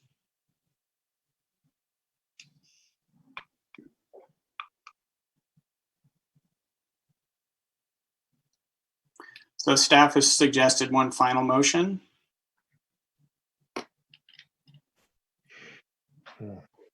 Either table or approve with the conditions that we emailed out earlier. I don't think condition number 8 is necessary since you granted the variance for the open space, but I still think the rest of them are viable. Yep. Mr. Sear? Hey, before we do that, I'd like to make another motion. I'd like to make a motion that the planning board amend the site plan to strike reference to duplexes and rather accept the site plan as amended with lot and building envelopes that may be flexible with regard to the type of housing that is placed on that envelope. Second that.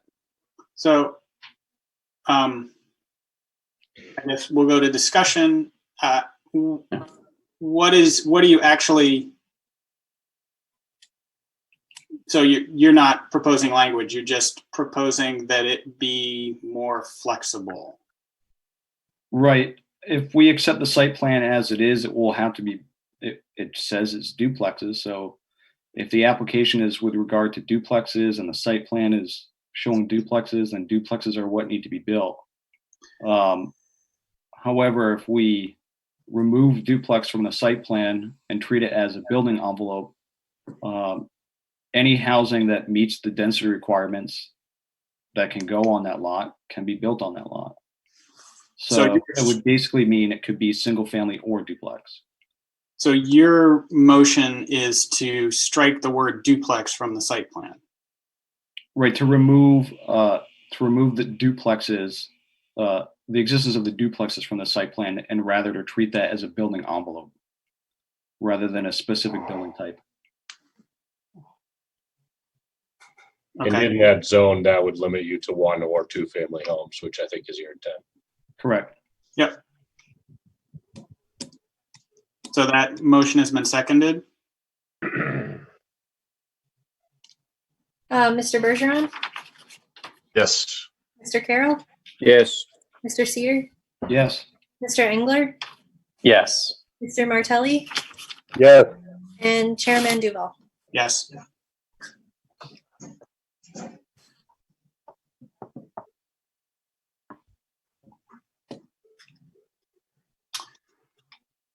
All right. We still have yet to decide on the whether or not we want to make a motion around the conditions that were emailed out earlier, striking number 8, because that one has already been dealt with in a previous motion. And our options are to move to accept or to table.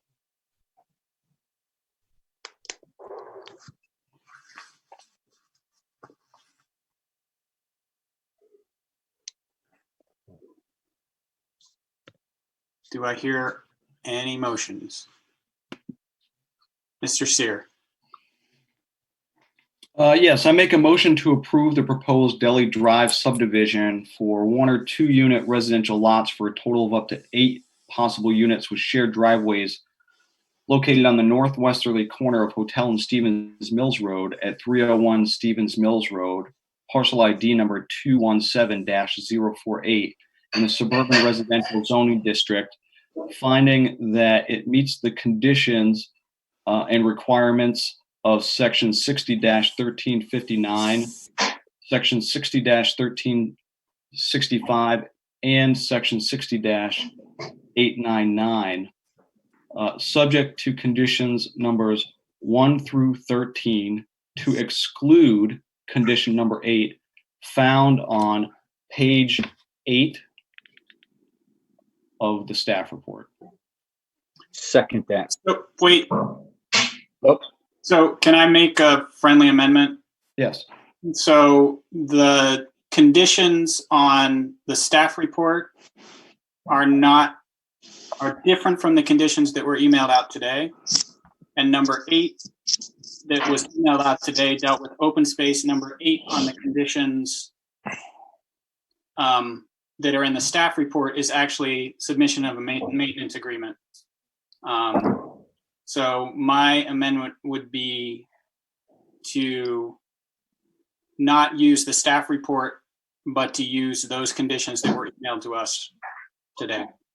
Dated 4/16. April 14th, 2020. I'll accept that. And I believe those are the ones that are on your screen. Yeah. Do I have a second? Second. Is there any further discussion? I'd like to make another friendly amendment. Yep. It would be condition number 5 would start with, out of concern for a possible vernal pool, the applicant agrees to leave lot 4 as the final for development.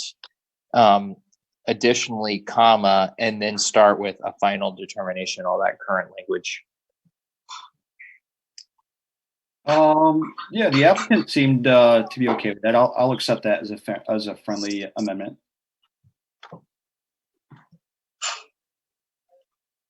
Mr. Carroll, I believe you had the second.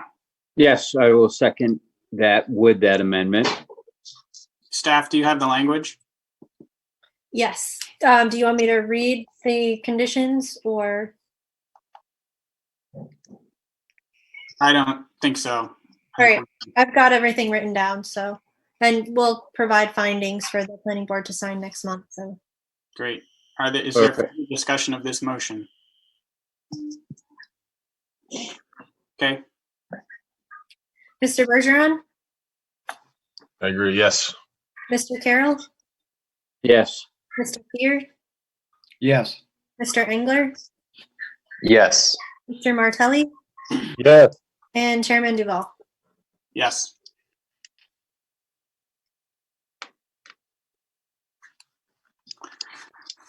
Okay, so that brings us to our next item, which is a public hearing on a proposed plan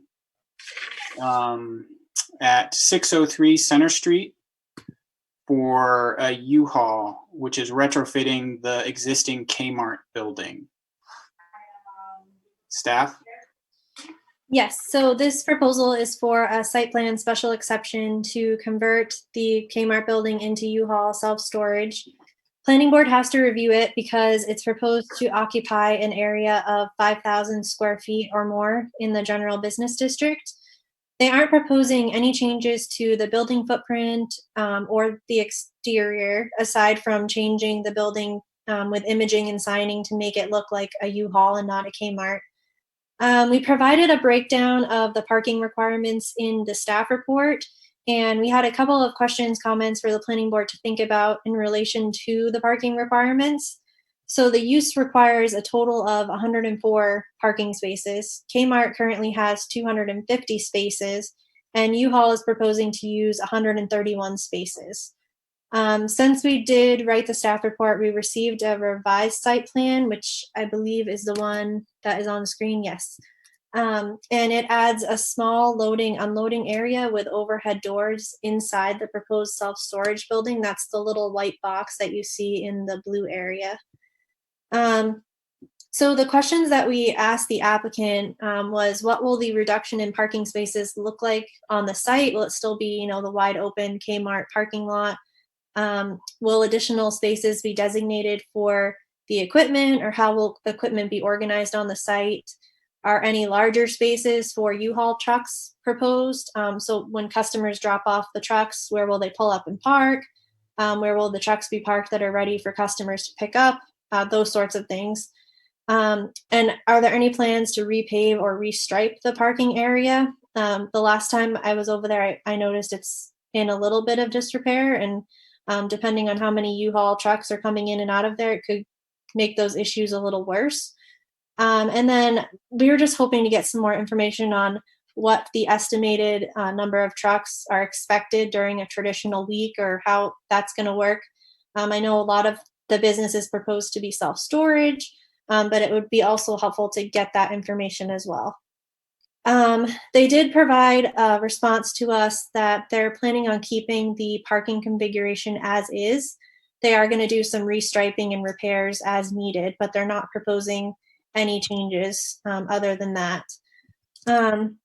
Proposal itself is pretty straightforward. There's no changes to building footprints, impervious surfaces. They're using what already exists there. Self-storage facilities are typically low traffic generators, so I don't think we're going to have an issue there.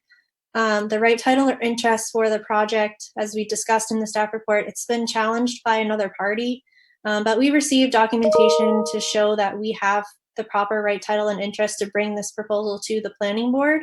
And so we are comfortable with having the planning board move forward based on the information we've received. Again, we provided a list of suggested conditions in the staff report. And since composing the staff report, again, we've received the financial capacity information and that right title or interest information that was still pending.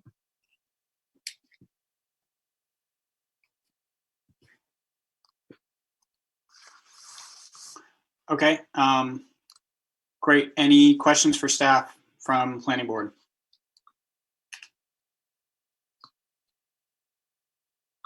Mr. Engler. Megan, are they planning to close the current location that's down the street and move over to here, or is this just an expansion for self-storage? I believe the intention is an expansion for self-storage. They didn't mention anything about closing their other location, but that would be a good question just to get confirmation from them. Mr. Martelli? Yes, basically my question was similar to Mr. Engler's. I would like to see that corner closed, because I know that when I've been there myself, it's very hard to get in and out of that location, and this would be a much safer area for them to have trucks and customers coming and going all the time. I would like to see that corner location closed off and have them move everything over to the old Kmart location. Okay, thank you. Any other questions for staff? Yep. Mr. Carroll? Yes. On what Steve just said, but they're not proposing that, correct? Megan, they're Correct. not proposing to close that. Not that I know of, and I'm not Okay. sure the ownership structure of the U-Hauls and whether it's one common ownership or whether each individual store is owned by a party. So that's definitely something we'd want to chat with them about. Okay, because I believe the intent was to keep that open. I believe so too, yeah. That's Yeah, my okay. understanding from speaking with the applicant.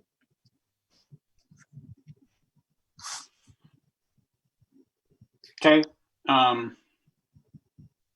Any other questions for staff? So I think we should move to hear from the applicant. Do you want me to invite the applicants to speak, Matthew? That would be great. In this case, it is, I believe it's Stephanie Sheikey, Sean Goldrup.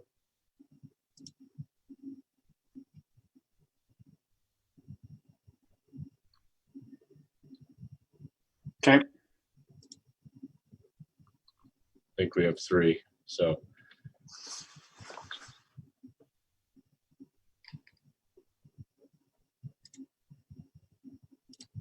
Those are the 3?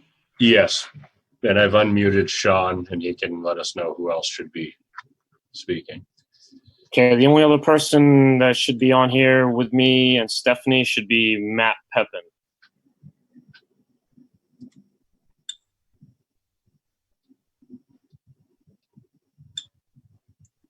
Okay, I think we're good.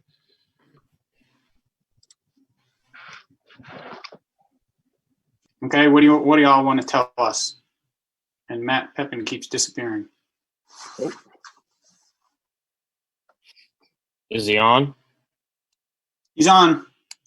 I'm on. Yep, you're there. Okay, good deal. I think Sean and I can speak for what we're going to do with the existing location. There's going to be a drastic reduction. We're going to move everything that we have there now, as far as the truck sharing, the everything except for the existing storage, over to this new Kmart location. So the foot traffic in there should drastically reduce. It's just going to be the existing storage customers that are already there. We're keeping the site. It just not so much activity there. Okay.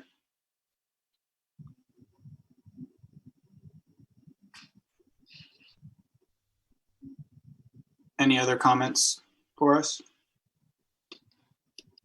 That's pretty much it. I mean, we're going to move everything else over, as Matt stated. So the traffic in and out of there, I understand Steve was concerned with it being tough to get in and out. And it's just going to be strictly storage customers, like Matt said.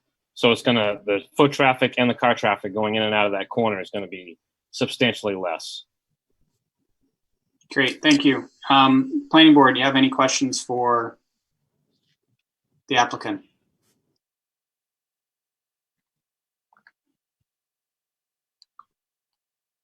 Mr. Martelli. Yeah, Matt, you said that you're gonna move everything over. Does that include the, you installing trailer hitches and all that is gonna be moved over to the new Kmart location? And with the reduction of people going in and out, I approve of that because I know that area is very busy and has had probably a couple of good accidents along over the years. So I approve that, you know, you're going to move that stuff over. Everything will be moved. Yeah, to answer that, that location has been amazingly successful for us. We've actually outgrown it probably 8 years ago. So we have been looking at some property over in Lewiston, and then this Kmart came available. So our decision was to move it over here, stay in Auburn, and then we'll continue to think about the Lewiston location. But yeah, everything moving there. Trailer hitches has been a huge success in that community. Obviously, people like to tow and bike racks and whatever they do. So yeah, that would move over there also. It would be completely remote, run with individually alarmed rooms. Will be monitored security through, televisions while we're sitting at the Kmart site looking at the existing location. Very good. Yeah, I don't know about that. further questions?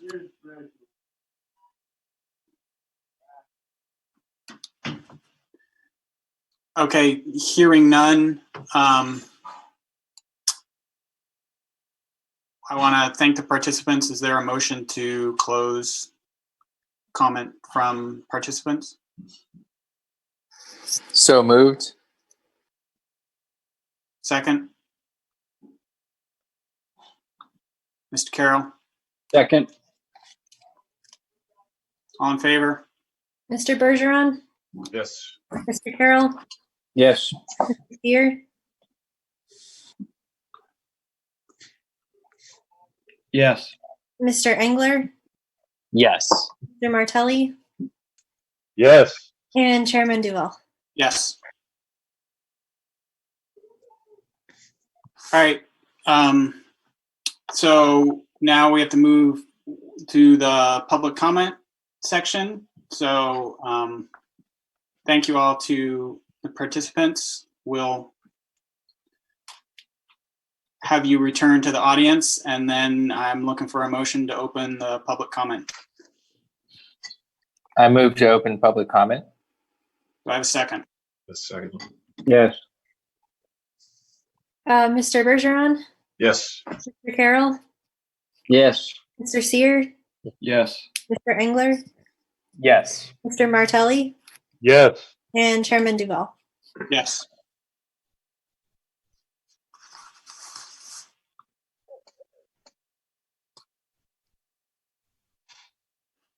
I don't think we have any new attendees that have popped up. So I don't know if we need to go through how to raise hands again and everything. Okay. Yep. I don't think so either.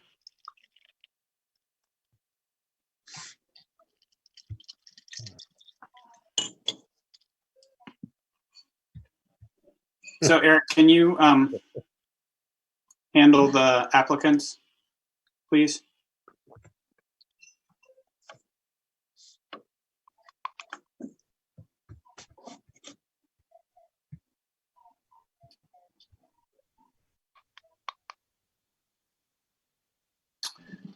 All right, so there are no members of the public that wish, if there are members of the public, please use the raise your hand function.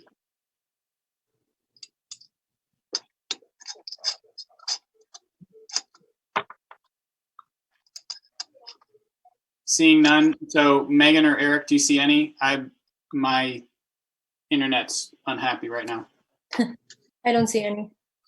I do not see any. I'm just having trouble getting Matthew and Sean out without kicking them out of the meeting entirely, which I'm trying to avoid doing. Right, I noted that as well. Okay, so hearing no, since as no one from the public wants to comment, do I have a motion to close?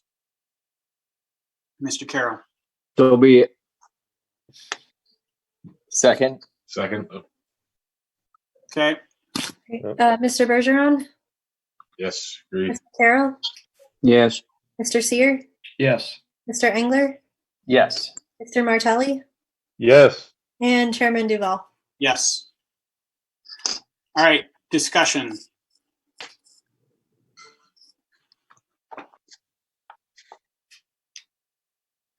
Yes, Mr. Carroll. If there is no discussion, would like to make a motion. It looks like Mr. Engler has something. Okay, thank you. I just wanted to say I think this is great. Mr. Martelli? Yeah, just like Mr. Engler just said, this is going to be a great improvement for the neighborhood. It looks like a long-term use for the building. It's going to make the area safer because you're going to have that traffic cut, from being up on Center Street there, but they'll still have the storefront, so that they will have the advertising, so that won't be, impeding their business in any way. It'll improve, for the long run. So I approve this project. Okay. Any other planning board comments? Discussion?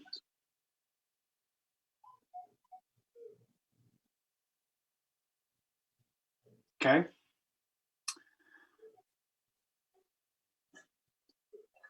Is there a motion? Mr. Carroll? I make a motion to approve the site plan special exception for self-storage, U-Haul, truck, and trailer share and associated retail uses at 603 Center Street, parcel ID 291-017 in the general business zoning district. I second that. Is there any discussion?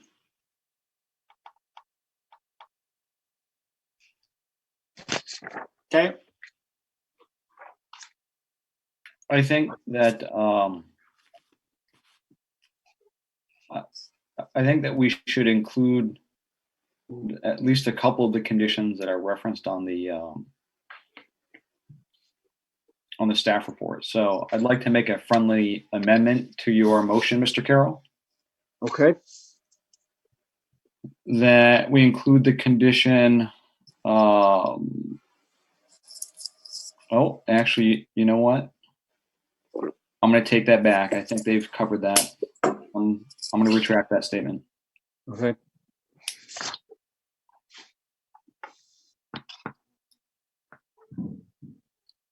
Okay. Further discussion? All right, we'll vote. Mr. Bergeron, Yes. Mr. Carroll, Yes. Mr. Stewart, Yes. Mr. Engler, Yes. Mr. Martelli, Yes. and Chairman Duval. Yes.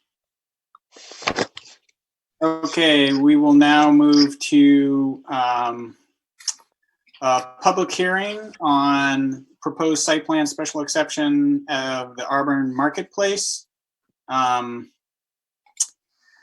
to create redevelopment of a restaurant building to create 4 units, quick service drive-through, sandwich shop / retail space, and lobby for the hotel located at 1777 Washington Street. It's in the general business zoning district. So staff? Yep. So right now, I think it's important to point out that the applicant isn't quite sure which businesses are going to occupy these proposed spaces. They use traffic estimates for a Dunkin' Donuts just because it has its own set of DOT traffic standards for volume and traffic counts. So it's a conservative estimate. Of course, with any Dunkin' Donuts, traffic is a concern, and we discussed this in the staff report. The project does require a traffic movement permit. To give you an update on the status of that, we held the first meeting on the traffic movement permit yesterday, and there were a few suggestions that came out of that meeting.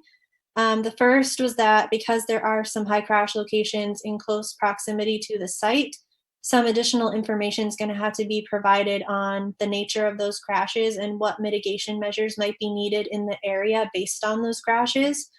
Second was that the traffic counts that were provided are recent as of 2018, but the new counts haven't come out yet. In the counts that we reviewed, the majority of crashes occurred in 2016. And around that time frame, trucks were redirected down Kitty Hawk, and the existing restaurant at this location was closed somewhere in this time frame. So the group is just asking for some more information on when the restaurant closed to see if that, combined with redirecting trucks onto Kitty Hawk, made any difference in those high crash location figures. We've got another meeting scheduled with the group after we receive this information. It's just not going to be in time for, obviously, tonight's meeting. As we discussed, the group reviewing traffic includes Maine DOT, traffic engineers, and the ATRC, Androscoggin Transportation Resource Center traffic engineers. So we think the traffic aspect of this proposal is in good hands. And it's really something that could take place outside of the planning board review process with a condition of approval. Some other concerns that we discussed in the staff report the location of the building entrance and pedestrian movements to access the hotel. The applicants added a crosswalk, crosswalk striping and signage to better facilitate that pedestrian movement between the two buildings. They're proposing 3 crosswalks total in that area, and 1 is handicapped accessible. In the staff report, we recommended a loading area be designated on the plan. The applicant updated the site plan to include a 25 by 20 foot loading area in the rear of the site behind the drive-through queue. The ordinance just requires that parking spaces be in close proximity to structures, but it doesn't really mention loading spaces, the only requirement being that it's on the same site as the proposed use. So I think it would be helpful for the applicant tonight to maybe explain how products are going to get delivered from the loading areas to the buildings and what time those deliveries may occur, so we can hopefully avoid any impacts that deliveries may have on the drive-through queue. We also discussed the requirement for a bumper at the head of each parking or loading stall. In this case, we noticed parking spaces 10 through 23 abut a landscaped grass area. So we recommended that the planning board discuss this with the applicant and find a solution that meets the ordinance requirements. They've agreed to put some large landscape boulders there in lieu of continuous curbing, only because that affects the drainage patterns. So we feel that satisfies the ordinance, but it's something that was recently added to the site plan. So I wanted to bring it to the board's attention. We were looking for a breakdown of how parking is going to be distributed between this redeveloped site and the inn, just for clarification purposes. They provided a count under the notes section on the site plan, and maybe it doesn't matter, but we just want to make sure that people that are staying at the inn are not parked in the restaurant spaces and vice versa. And the applicant can probably elaborate more on this with their presentation. As far as the future land use plan, this area is in the proposed limited business development district. It has a list of suggested uses, including small and moderate retail, hotels, motels, inns, and restaurants, but it excludes drive-through services. Again, this is just another example of the fact that the city didn't complete rezoning after the comprehensive plan was developed, and it's creating another problem for the planning board in a situation like this, as it's allowed in the zoning district, but the comprehensive plan doesn't exactly follow the zoning ordinance. As we've said, the comprehensive plan is a guide. It's not a regulation. So that's just something to keep in the back of your minds as you think through the future land use plan. Auburn Water and Sewer, we discussed they had some concerns about the use of individual meters. That's been addressed. They've provided a plan to use one master meter for all of the units. They're also working with the addressing officer on coming up with an addressing plan. So to wrap everything up, we again provided some conditions in the staff report. Some of them have been addressed, and I can go through that list in a second. Let me see. Sorry, I have a bunch of screens up. So the condition about working with Auburn Water and Sewer, that's been addressed. We already received sign off from Auburn Water and Sewer. They have shown a loading area on the plan. So they've addressed the ordinance requirements, just figuring out the logistics of that. If the planning board's interested in them providing a breakdown of the parking and how it will be organized for the different uses, we feel that they've provided the number of parking spaces they need to provide.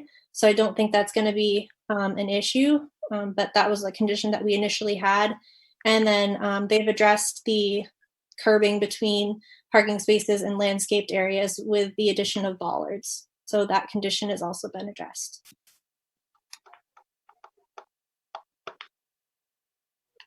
Okay, thank you. Does any planning board members have questions for staff?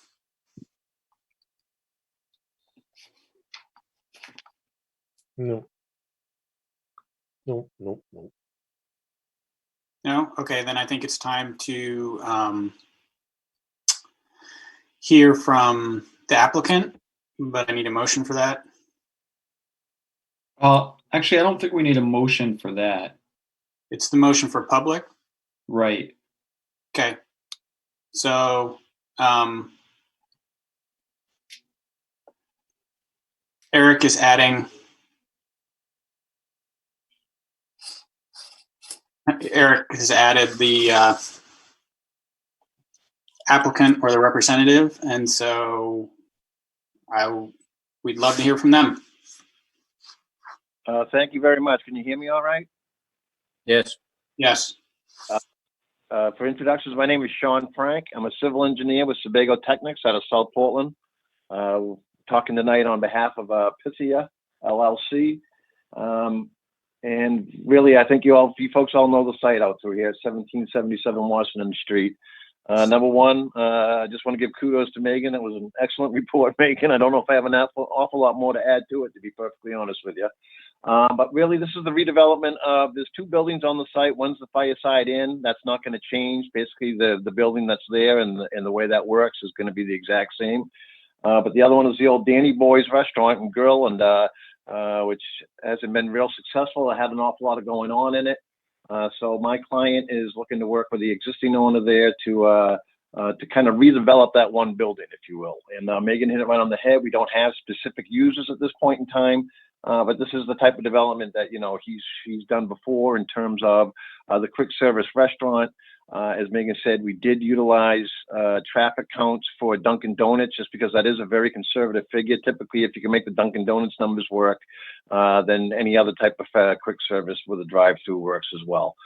We anticipate another tenant space, more like a sandwich shop, a Subway perhaps, a firehouse, something along those lines. A third space being just more of a little general retail, and then the remainder of the building itself being utilized for the lobby space for the hotel. We don't anticipate having any assigned parking, if you will. It will be shared parking. I think we won't see an awful lot of overlap associated with the hotel, just because, you know, people are typically, they're going to go to the nearest door that it is to their location. Oh, I'm sorry, Eric. Yeah, I'm actually looking at the landscape plan. I apologize. I don't have the computer on this. My password didn't work. All I have is audio, I'm afraid to say. But I'm just kind of looking at the landscape plan, Eric. I don't know if you can get that up for everyone to take a peek at. Where was I? So from the parking standpoint, we're not assigning any parking. Like you're saying, there's plenty of parking that's out there, and we think that'll certainly satisfy for what we're talking about. What we are anticipating, obviously, is utilizing the main access point that's already there, the driveway. You folks have been there. You'll notice that there's an old canopy with a walkway that kind of connects the two buildings. That canopy will come out, and that'll be the location of our drive-through. We'll have an actual 12-foot lane for the actual drive-through service, as well as a 10-foot bypass lane in case somebody gets in there and realizes there's 10 cars ahead of them and they don't want to wait. Staff have brought up a good point in terms of identifying and making very clear where those crosswalks will be for pedestrian traffic. And there are two, if you will, connecting the hotel and the building. Just because one has stairs, so we had to have a second one for the handicapped access, as well as obviously there's a sidewalk along the frontage that connects both of them as well. So just to have that continuity. But the drive-through provides plenty of queuing associated with it, basically going all around the building to the order board, and then to the pickup window in the lower left-hand side of the building, and then back out, if you will, to the exit. As you can see, the applicant is proposing some vigorous landscaping associated with this, both to separate the drive-through lane from the hotel, as well as the drive-through lane from the back of the building. The front of the building, well, we're certainly going to do some good architectural work to the front of the building. We'll now have obviously 4 entrances versus the one that is there now. So within those new locations, we're actually going to be lowering the floor so that we can have the handicapped access to it. We'll have a new a new concrete sidewalk along the frontage, as well as a new granite curb along that frontage where the parking is up against the building. On the other side, the boulders we are proposing there, because again, as Megan stated, we have the drainage coming down in that direction to the ditch. that's between us and Washington Street. We really don't like curb stops. They just always seem to be in a way, especially from a plowing standpoint. So we use these landscape boulders, make sure they're at least bumper high so people can see them. But then it just seems to work in very much better with the landscaping that we're proposing out here as well.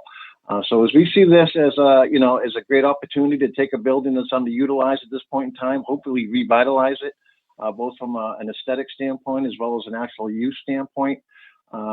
Traffic always is the concern. Staff was gracious enough to set up the TMP meeting for us yesterday. Some excellent points were brought up, especially in terms of some existing traffic, high accident locations. Again, Megan made another perfect point, was the fact that a lot of these actually occurred 2016 and seemed to be less in 17 and 18. So we'd really like to get that 19 data. We think that might kind of help us really kind of identify some more specific things. But obviously the applicant understands that the traffic movement permit is required and certainly is more than willing to work with staff, DOT, and to address whatever we have to do from a mitigation standpoint. We do think that this will, at this corner here, right at the intersection, going on to the interstate at 75, that that this will really make a nice statement and a nice improvement to that corner. We've seen the conditions of approval. Again, Megan, I think, did a wonderful job in terms of addressing the majority of those. And with that, Mr. Chairman and planning board members, we certainly appreciate site plan and special exception approval from the board tonight. I'd be happy to answer any questions you might have. Thank you. Great, thank you. Questions from the planning board?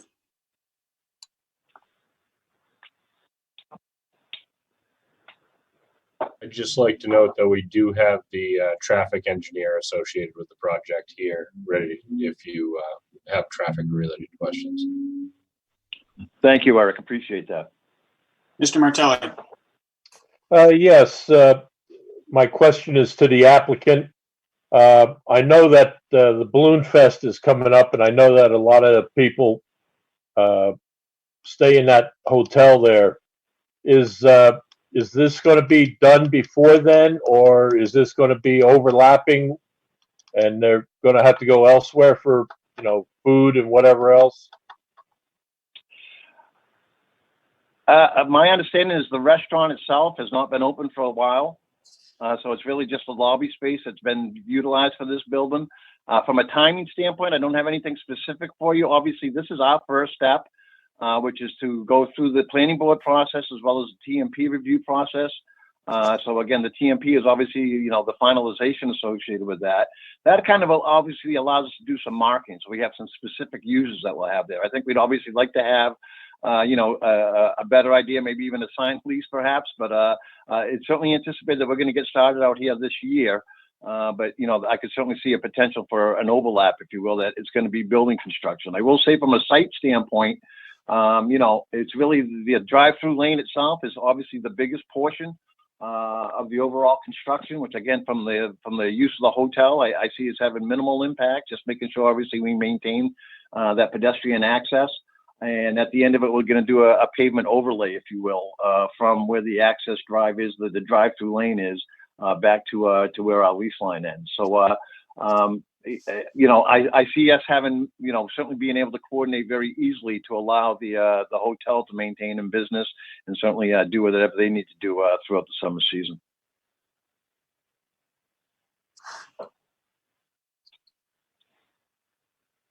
Additional questions for the applicant?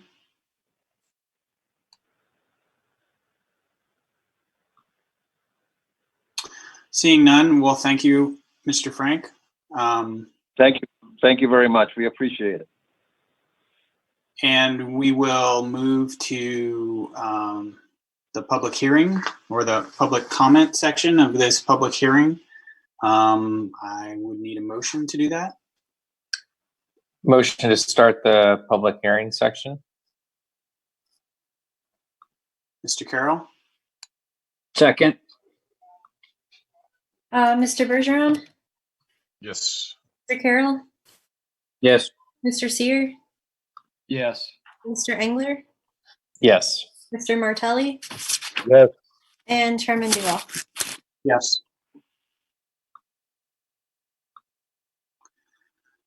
All right, so at this time,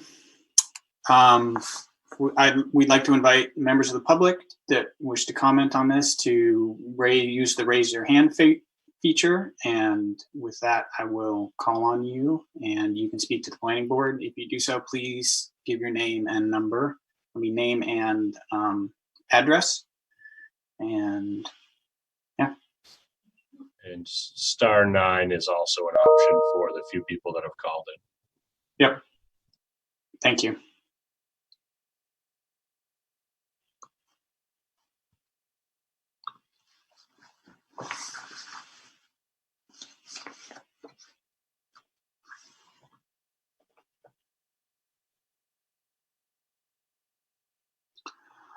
So I see no hands raised.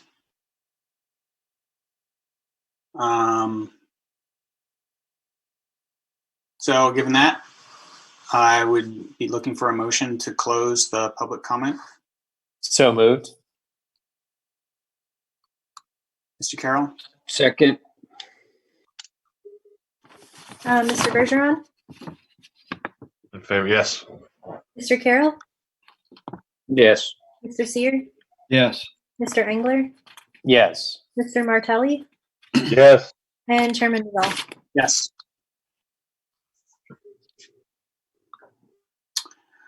Okay, so planning board discussion on this project. Yeah, I have a question for staff. Okay. Earlier it was mentioned that there was a possible conflict with the comprehensive plan. And I know that we are required to ensure that a project is meets the requirements of the comprehensive plan for subdivision. But we are doing site plan and special exception. If I remember correctly, the only time we have to worry about the comp plan for site plan and special exception is for like a major retail use. So is this being considered major retail use? Is that why that was brought up by staff? We just want to bring up the comprehensive plan whenever we run into proposals where it may be a conflict or maybe it's not a conflict. You're correct. The site plan and special exception standards don't specifically say it must be in conformance with a duly adopted comprehensive plan like they do under subdivision. So there's some more flexibility there for projects like this. I'm going to defer to Eric about the retail portion of it because I haven't run into that yet where review is required for that. So This wouldn't reach the threshold of a major retail development. But it does, Megan brought up the description in that land use category in the comprehensive plan, just so it wasn't overlooked. But as she said, it is kind of a guide and not the actual regulations that are in place over this land in the general business zone. May I ask a follow-up question, Eric? Sure. So just to clarify for the board, this was really just for our own edification, but we do not need to take any action with regard to the comprehensive plan on this, in the way we would have had to if this were a subdivision. Correct. Under special exception, it's just that it doesn't block or hamper our ability to carry out the overall master development plan, but it doesn't specifically say comprehensive plan. Okay. And I don't think it has any impacts beyond this site in accomplishing the goals of the development plan. Okay, thank you for that clarification. I do think it highlights the need to, as we do comprehensive plan updates, hopefully we can do a large scale citywide rezoning to come into compliance with our next comprehensive plan.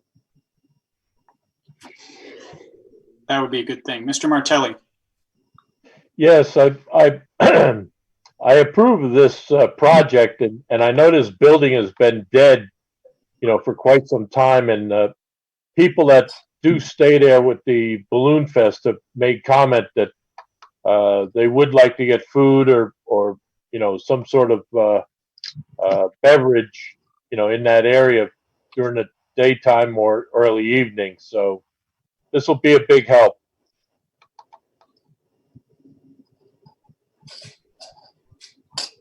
Anything else from planning board members?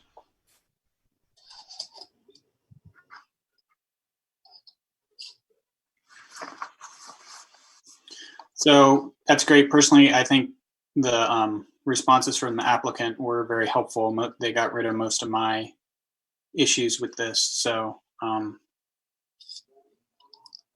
yeah.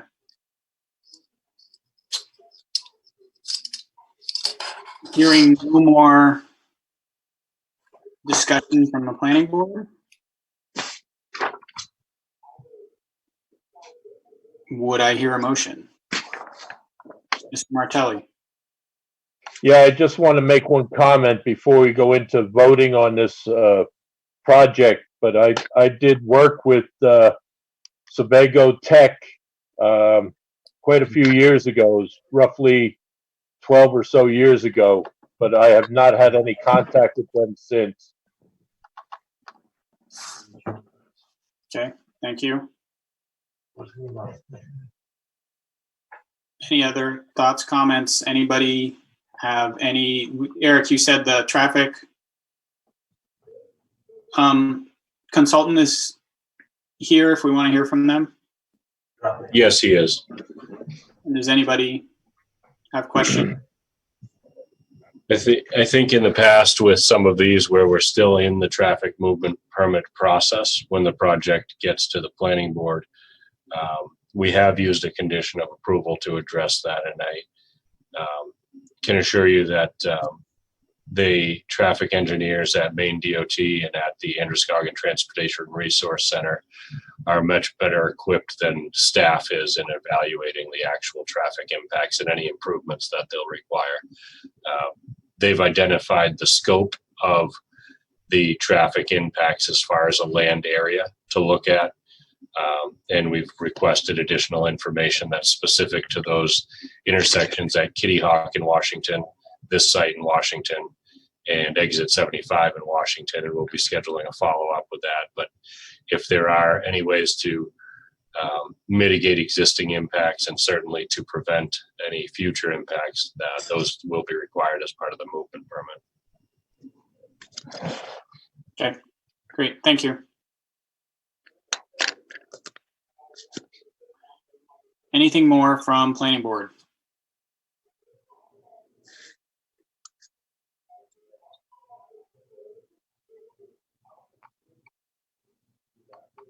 Okay. Does anybody have a motion? I'd like to make a motion to approve the site plan special exception for the redevelopment of a restaurant building to create 4 units, a quick service drive-through, a sandwich shop retail, and the remainder is the lobby for the hotel located at 1777 Washington Street, parcel ID 121-001 in the general business zoning district, with the following conditions: that the traffic movement permit be issued before the issuance of a building permit, and the project shall comply with all conditions included in that traffic movement permit. Before construction, the applicant shall work with the Auburn Water and Sewer Department on a metering plan for the building that is designed to the satisfaction of the Auburn Water and Sewer Department. A loading area shall be designated on the plan for the proposed businesses. Not sure if that one was actually taken care of. 4, the applicant shall provide a breakdown of the parking area shown on the site and the different uses. 5, an addressing plan for the new units shall be provided to the addressing officer before the start of construction. 6, the curbing for spaces 10 to 23 should be installed. So I would like to make would you consider a friendly amendment? Most certainly. So actually several. The first is the description: 4 units, a quick service drive-through, a sandwich / retail, and the remainder as the lobby for the hotel actually numbers only 3. So I think we ought to use language that's elsewhere in the staff report. So quick service, sandwich / retail, another retail, and The remainder is the lobby for the hotel. Do you accept that? Accepted. Okay. Second friendly amendment is that we use the, instead of the 6 conditions, that we use the 2 that were emailed earlier today. One being traffic movement plan shall be issued before the issuance of a building permit, and the project shall comply with all conditions included in the traffic movement permit. And 2, an addressing plan for the new unit shall be provided to the addressing officer before the start of construction. The reason being that the other items have been satisfied. All of these are wiped. Okay. Very well. I accept.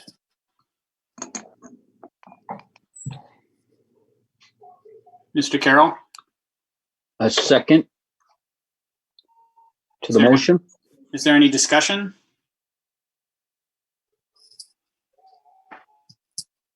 Hearing none, I think we should vote. Mr. Bergeron, Yes, in favor. Mr. Carroll, Yes. Mr. Seer, Yes. Mr. Engler, Yes. Mr. Martelli, Yes. and Chairman Duval. Yes.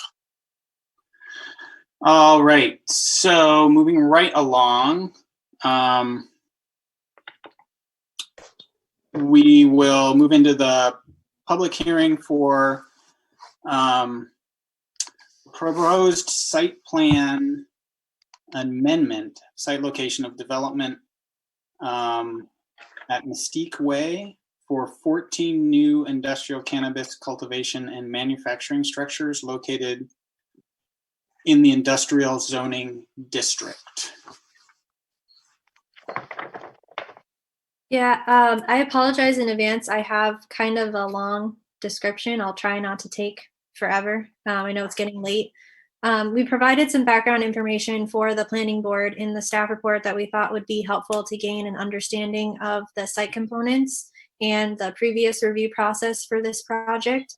There's 5 structures on the parcel currently. With the proposed 14 buildings, there'll be a total of 19 structures, a combination of greenhouses and structures that could be closed for manufacturing. Industrial district has specific requirements for new structures.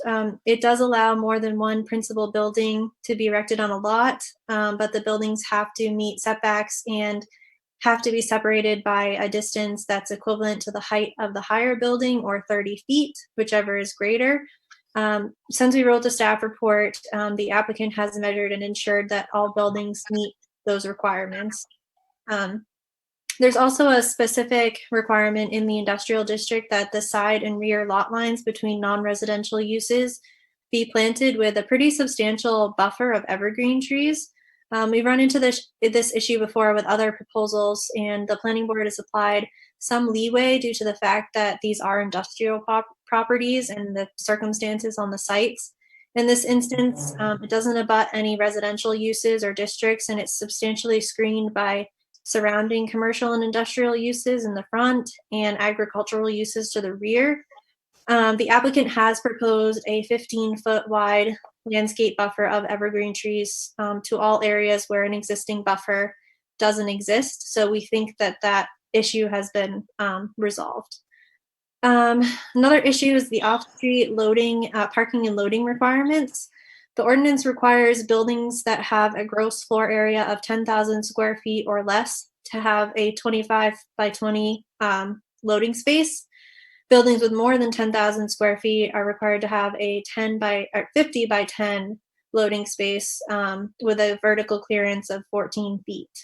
They're not proposing any loading spaces. In a recent follow-up with the applicant, they've said that the buildings are not going to be served with tractor trailer trucks. The box trucks will load and unload in the parking lot and will wheel the items in and out via a dolly. So the buildings will not have a loading dock. The planning board will have to decide if a waiver should be granted to relieve the applicant of the loading space requirement, given that they are not proposing any large deliveries with trucks. Ordinance, again, like we discussed earlier, requires a substantial bumper be added to parking stalls where applicable. The applicant has added these, so that's no longer a concern. There's no specific requirements for marijuana cultivation facility storefront in terms of parking. The requirements would be a combination of retail and industrial manufacturing uses. So one question that we had for the applicant is, in absence of designated parking spaces for buildings 2 and 5 through 9, where will those employees park? The ordinance requires parking on the same lot and allows the spaces to be up to 300 feet from the buildings, provided there are difficulties preventing siting them on the same lot. So in a recent follow-up, the applicant has said that the parking in front of the existing building 1 can contain 22 vehicles, which does meet the parking requirements and is within 300 feet. But if you look at the distance from that parking area to building 9, it's a little bit of a hike. And my concern would be that people may park on Mystique Way in front of building 9, so they don't have to walk that far. So that's just something for the planning board to consider. We did request, due to the complexity of the uses and existing conditions on Minot, some traffic estimates. And they did get that sent over to us this afternoon. I haven't had a chance to look through it completely, but it looks like the peak hour trips during the PM will be about 58 and about 47 during the AM. There were some recommendations in there to have the traffic engineers work with the city and DOT on some modifications to Minot. So that's something that the planning board may want to consider, similar to what we did for the Hotel Merrill Road intersection with the Future Guard expansion that was reviewed recently. The project does include additional impervious area. So they're required to, they fall under site location of development review through DEP. The city has delegated review authority for these projects. The engineering department is currently reviewing the project, and they haven't had a chance to complete their review, so we just recommend that that remain as a condition of approval. We received the financial capacity information, so we've removed that condition from the requirements. Comprehensive plan, it appears to meet the future land use plan. And they had some screening requirements in there, but we feel that the site is pretty well screened as it is. As for department head comments, Auburn Water and Sewer is asking for an easement for the public water main on Mystique Way. They have shown an easement on the plan, but the Auburn Water and Sewer would like it recorded in a deed. Fire department had concerns about getting fire apparatus within the last buildings that are proposed. We're just waiting for them to confirm that they're all set with the updates that have been made. And again, we're working on getting an addressing plan over to the addressing officer. So again, we provided a list of conditions in the staff report, and we also emailed out a list today with some of the revisions that have been made. And if you do decide to grant a waiver due to the nature of the deliveries with a box truck versus a truck, we just provided some language on how that waiver should be written, and it would be for section 60-609 of the ordinance.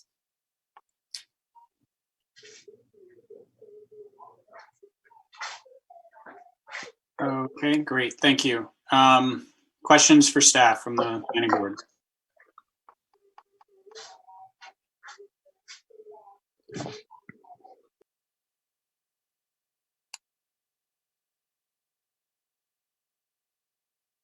No?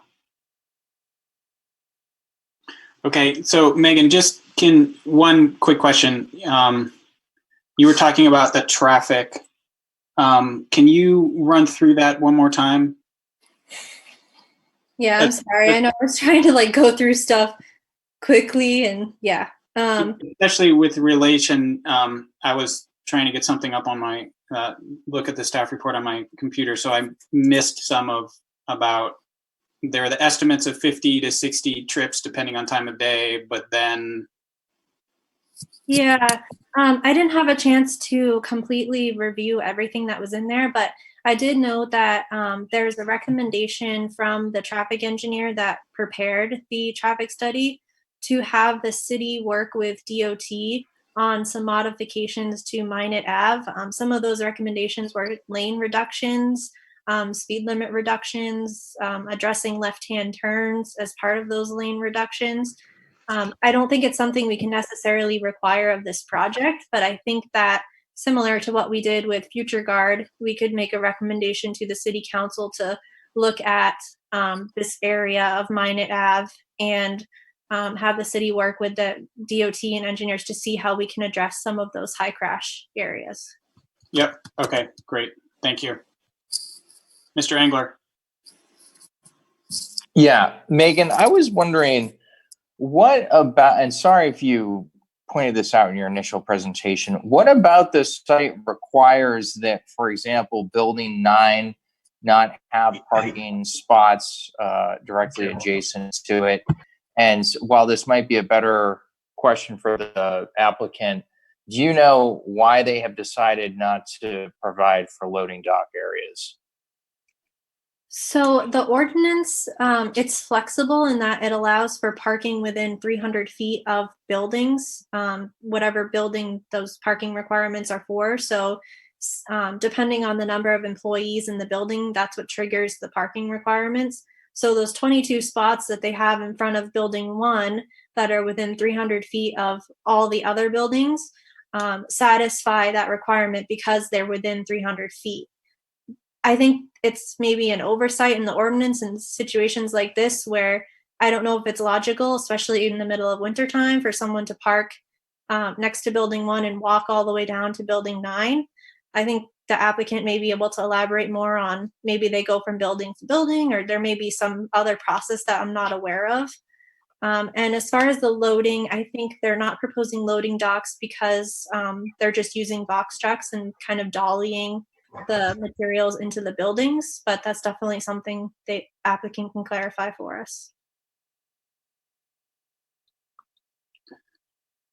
Mr. Sear. Hi, Megan. How many spaces would be required at building number 9 if there were spaces at building number 9? Let me just, I just want to grab the application because they provided a breakdown of the number of employees, and let's see. So in their breakdown, let's see, buildings 1 through 5 and 9, they say about 12 employees, and I think it's half a parking space for overlapping shifts. So I want to say it's 6 of those parking spaces, but that's for 1 through 5 and 9. So it could be up to 6 spaces that would be required.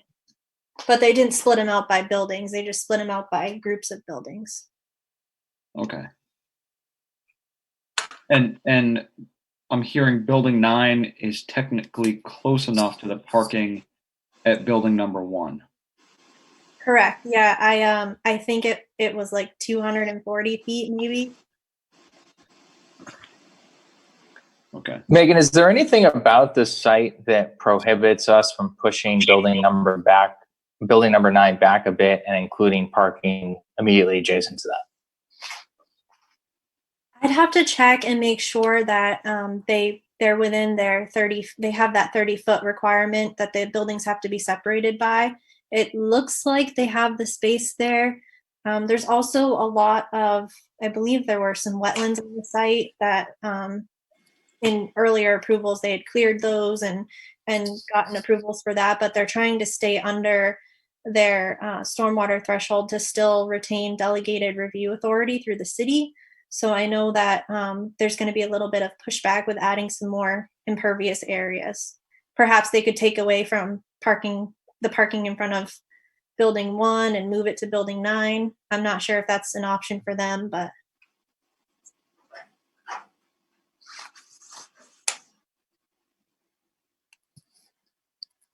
I think I just have some concern that if we don't provide parking immediately next to the building, ultimately employees and other people are going to end up parking right next to the building anyway. And if there's not an adequate place to park, then that can create issues. Mr. Sear. Megan, and I apologize. You must have said it a half a dozen times now. It's building 9 is within how many feet? I want to say it was 240 feet. I didn't have the larger plan to measure it, so I didn't have the scale correctly, but based on my own measurement, that's kind of what I got.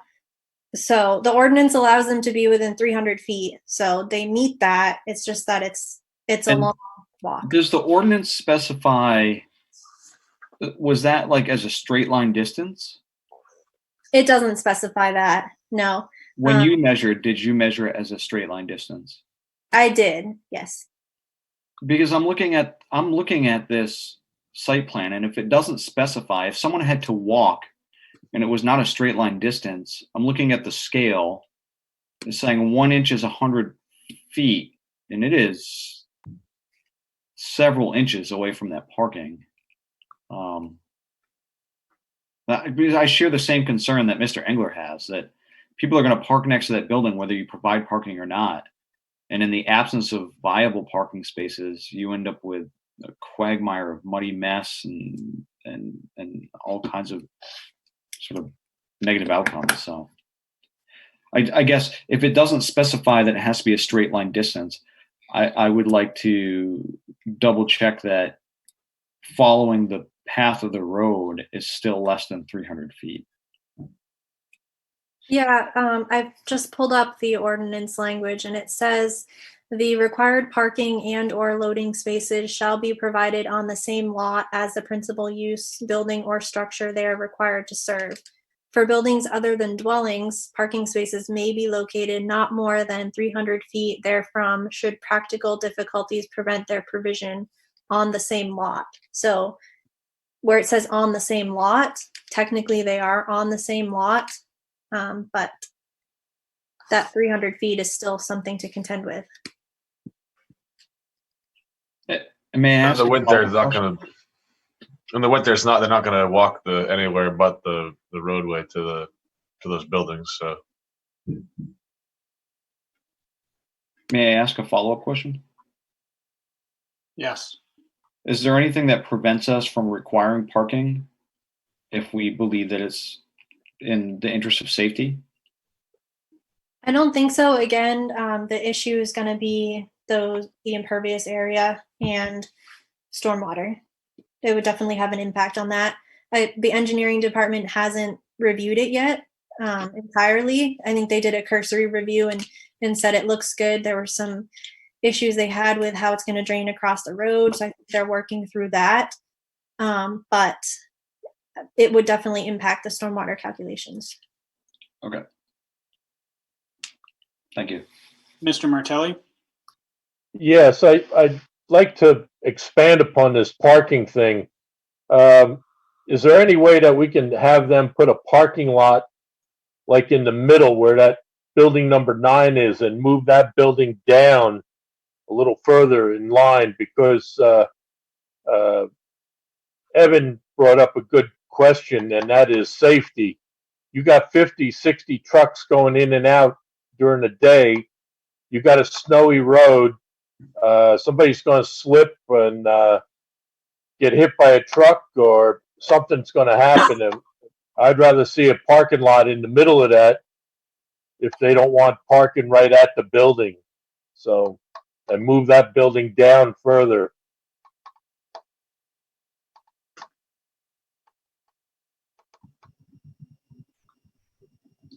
Any other questions for staff?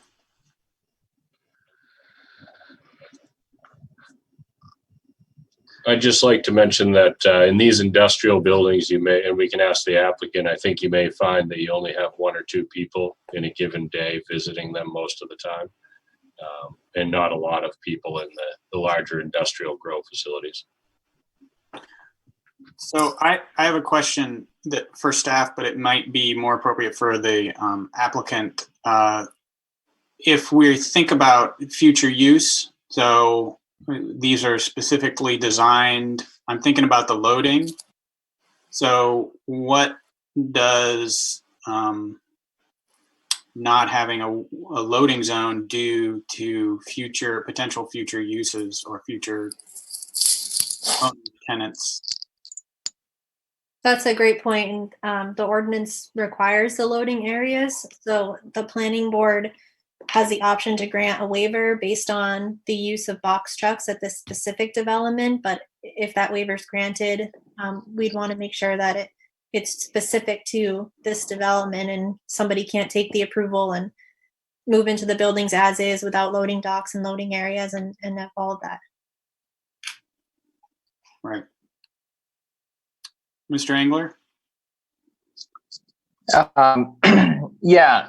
So Eric, per the cannabis ordinance, there could actually end up being multiple cannabis retail shops in this development. Is that not correct?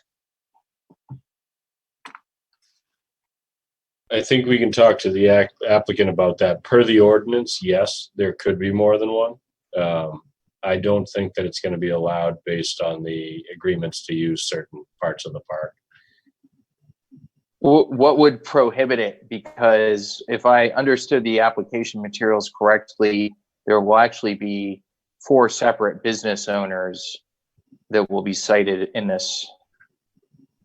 And I think development.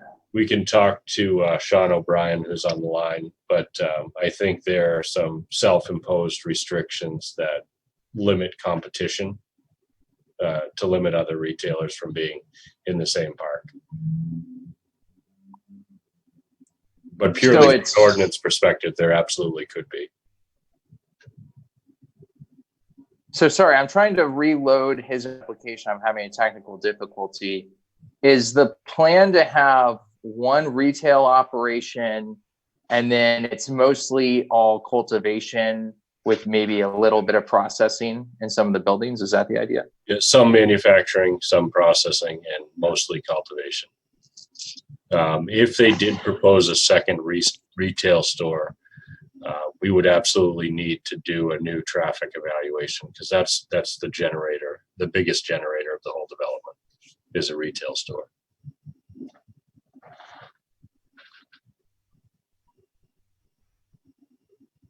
But I've been told that they are not proposing that. I think they could speak more to that.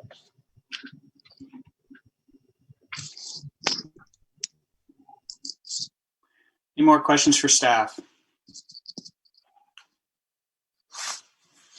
Okay, hearing none, I think we should invite the applicant.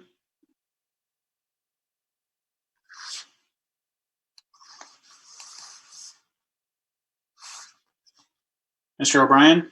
Hello. Can you hear me? Yes. Well, we could.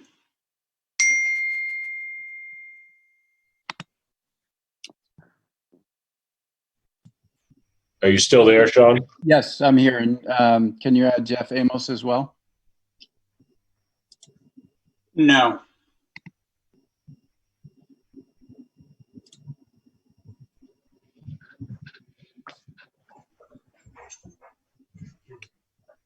Okay, I'm still here if you can hear me. We can hear you. Yep. Mr. Amos? Yes, can you hear me? Yes. Fantastic. I think I'll start us off if I may. And first, thank you, Megan. That was a fairly complete presentation. I'll start off with the basic questions that were raised about Building 9 before we go too much further on that. So the difference between this project and what was approved previously, the reason why it was approved as it was is that it was at the limitation of a DEP stormwater permit.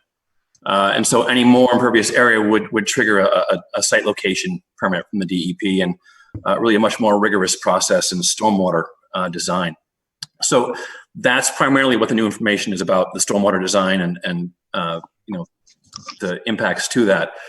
So as you see, we've shown parking lots and buildings and detailed amounts.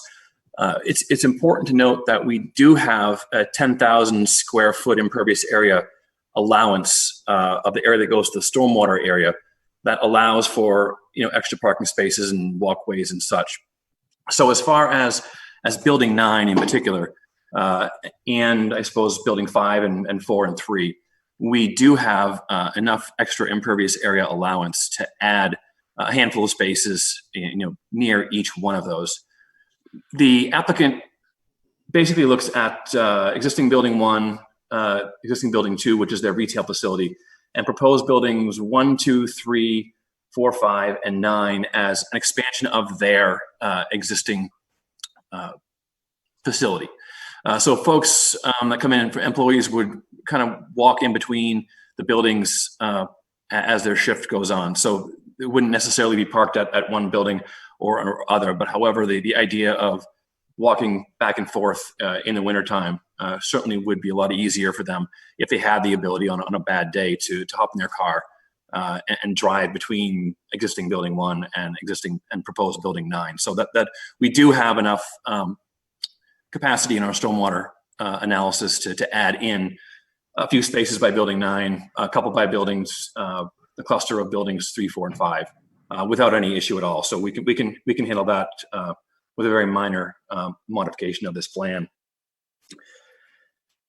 As far as the current use, the proposed use versus any particular additional use down the road, most of these buildings are going to be greenhouses, so that really limits the potential reuse to agricultural uses pretty much. So we don't anticipate. I guess we believe that our loading assumptions would hold regardless of the tenant of the building. It's important to note that each of these proposed buildings along the road has between 5 and 10 parking spaces. It's likely that only 2 or 3 would be needed per building. There's plenty of room for a box truck to back up to the building and still likely have room for cars coming in and out.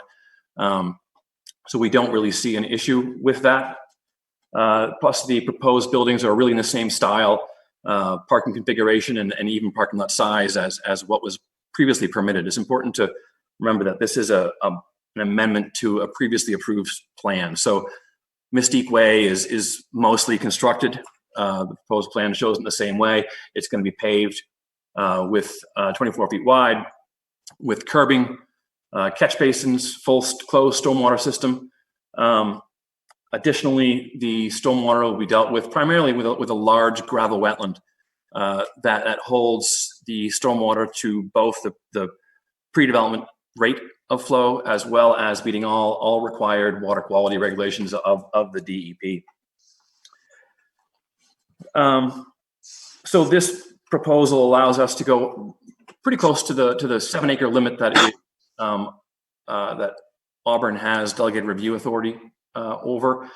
We believe it does represent a maximum development due to pretty much the stormwater regulations and stormwater flows limit the development to really what is shown. The site was just a vacant forest before, so that the amount of stormwater flow coming off the site wasn't great to begin with, and so we really have had to rely on a maximum size gravel wetland. There's not really room to add really anything more to this. Otherwise, we'd be over the pre-development flow rate. Again, where this is an amendment, the road is in the same spot that it was currently approved. The utilities, much of them are already in. Water main is fully constructed. The extension to the public sewer system is installed, as well as overhead electric and the gas line. So most of this really is about the parking and loading for each of the new buildings and stormwater, which we haven't yet to receive any comments on. But I can't imagine that there's anything too significant forthcoming. But I guess so with that, if Sean has something else to add, great. If not, I'm happy to answer any questions that you or the general public might have. I don't have anything to add, but I'm happy to answer any questions. Okay. Any questions from the planning board? I've none. Mr. Engler. Yes. I'm sorry. What was the name of the speaker who's just speaking? My apologies. Oh, sorry. My name is Jeff Amos. I'm an engineer with Teradyne Consultants. Mr. Amos, thank you. When you said that the utilities were already in for this expansion, do you mean that they're already all the way down to the building sites, or all the capacity is down the driveway? I mean, the primary mains are in, so they're built all the way from Minot Avenue down to existing buildings 4 and 5, which are located at the very end of Mystique Way. Okay. I'm not familiar with this site, and I didn't see any photos of the existing buildings in the application materials. I don't know if I missed them. When you say greenhouses, do these buildings have clear or retractable roofs, or what exactly do the actual cultivation facilities, what do they look like? They have, it's a concrete bottom and wall and sides, and then you have an opaque ceiling to them. Sean can certainly add to that. Is the roof so sunlight can enter? That's great. Is the roof retractable, or is it like a sealed? It's a sealed building. It is. Oh, neat. And then I'm sure you guys heard our discussion about the possibility of an additional retail license being pulled and what that would do to traffic. Could you speak to that? Yeah. So obviously the retail business is the primary driver between for traffic. It's in there is a possibility of several different owners within the park, within this site plan. However, one of the agreements is that Mystique Way LLC and Sean O'Brien will have the only retail facility as it is already built there. So that he's not going to allow retail to compete with him on the same site. So it'll just be the one existing building, which is shown as existing building 2, which is right in line with the entrance road as it comes off of Minot Avenue. Thank you. Okay, Mr. Martelli. Yes, if I remember right, roughly a year ago, we approved this piece of property to be used. And then now that we're going to build greenhouses, how many people are we going to have in and out of these buildings in a day? So a lot depends upon, they're a very low use, low traffic generator use, and perhaps Sean can speak to this more, but it's my understanding that each building will have a maximum of 2 people, and that really 2 people can handle multiple buildings during a shift. So that there's not a lot of traffic, not a lot of demand for parking spaces, not a lot of employees in here. Sean, do you want to expand on that?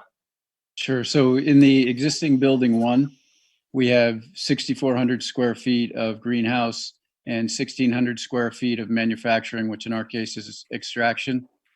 For the entire building, for both of those uses, we have 4 employees. For the buildings at the end of Mystique Way, the last 3 buildings, and I can't read what their numbering is, but the last 3, they have a total of 7 employees between all 3 of those buildings. And the largest of those 3 buildings is 11,500 square feet, and the 2 smaller buildings are each 4,000 square feet. All right, very good. Any other questions for the applicant?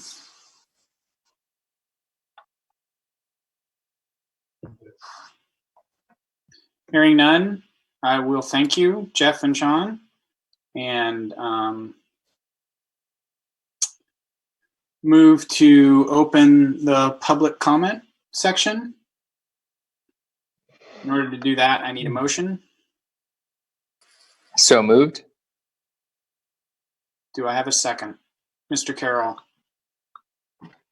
Mr. Carroll? Second. Okay. Mr. Bergeron, Yes. Mr. Carroll, Yes. Mr. Seer, Yes. Mr. Engler, Yes. Mr. Martelli, Yes. and Chairman Duval. Yes. Okay. So any members of the public that wish to comment should use the raise hand feature or *9 if they're on the telephone. They can start by giving their name and address and then giving any comments regarding this particular project to the planning board. Our attendees have dropped off from a total of 31 at one point to the two remaining are Jeff Amos, the engineer that just spoke, and Sean O'Brien, the project representative. Seeing no one from the public who wishes to comment, I move to close public comment. Second. Mr. Bergeron,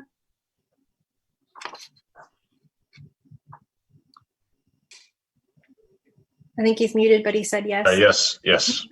Mr. Carroll, Yes. Mr. Seer, Yes. Mr. Engler, Yes. Mr. Martelli, Yes. and Chairman Duval. Yes. Okay, so discussion, planning board.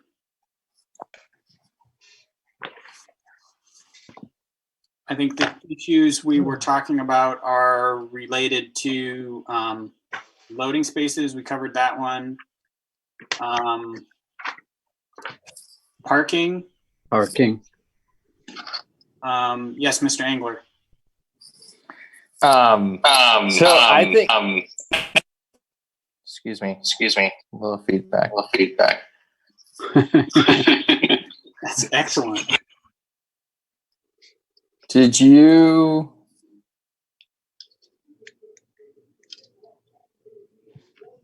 Sorry, can you guys hear me now? Yeah. Yes. Okay, thank you.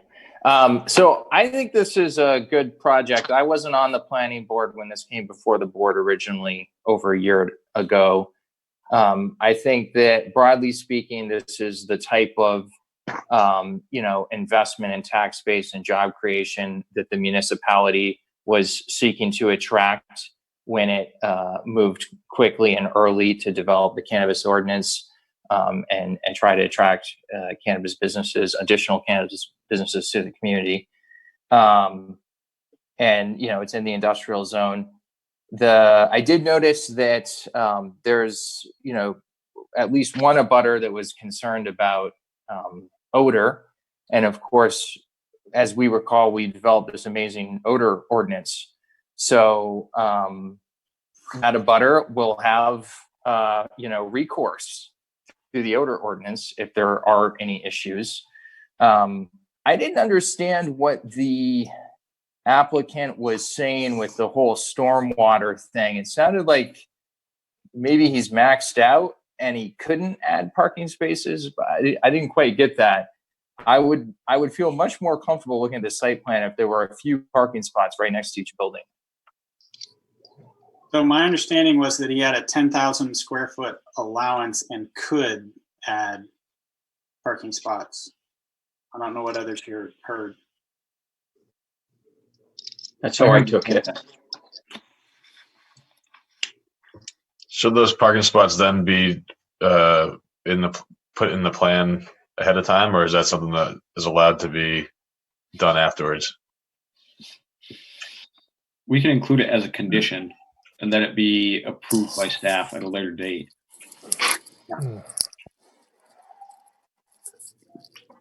Mr. Martelli? Yes, being that you're only looking at 18 to 25 people, it's not a high traffic area. The only thing that is high traffic is the delivery trucks in and out. That's the only thing. I have no problem with this project, and the water and everything else has already been installed. I'm sure that they've calculated the usage and everything, and there won't be any problem there. So. Okay. Other thoughts, comments from the planning board?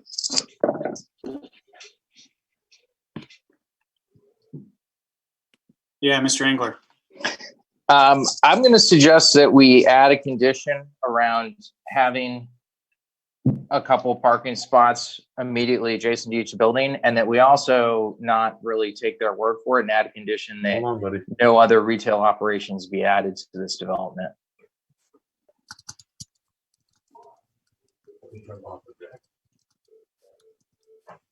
Okay, Mr. Sear?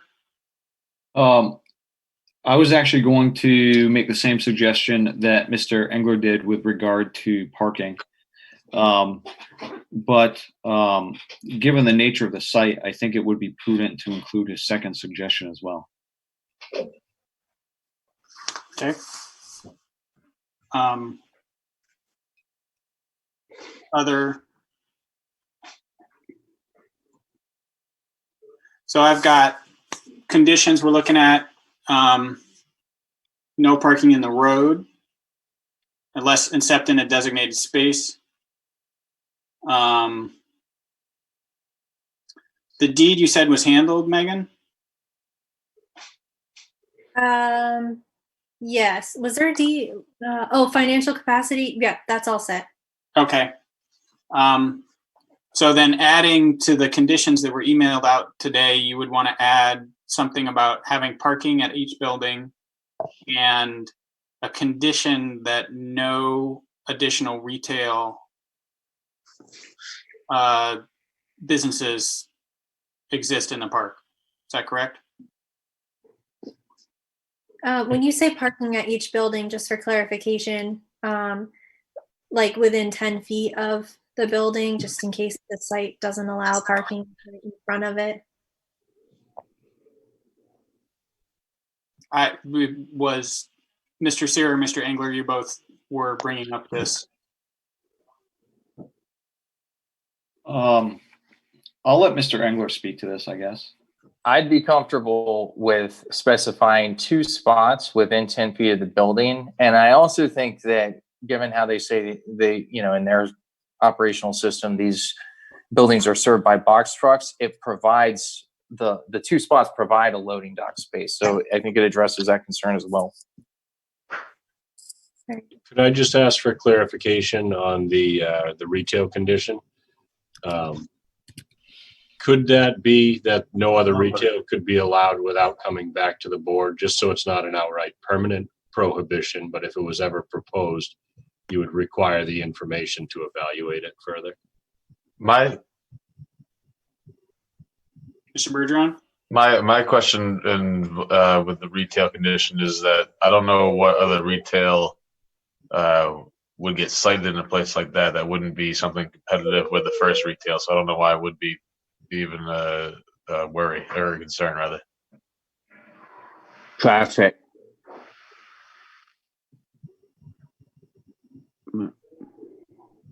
If they're going to put another retail spot in there, it's not going to be something that's like not related to the industry, and it's not. I don't imagine them putting a competitor in their same lot, so I don't know why that would be a concern. I could see them wanting to have the group, Sean, that has the rights to retail, wanting to have a medical component and an adult use component. And I don't know if that condition would prohibit that. Well, if they're both by the same, well, I guess they might not be the same ownership, but if it's the same industry, essentially, unless they're inviting competition intentionally into their group, I don't know why it would be necessary to preclude any other retail.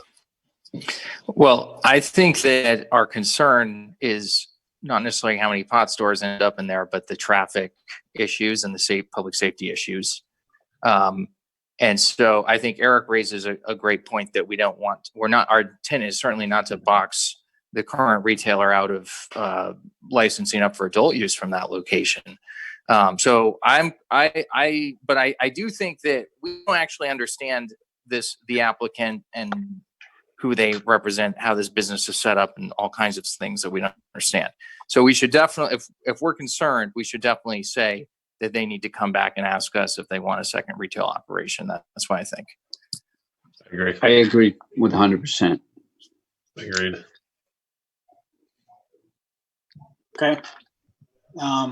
That's great. So we're clear on the conditions. Are we ready to make a motion? I'll make an attempt. Sorry. Let me go back to the staff report.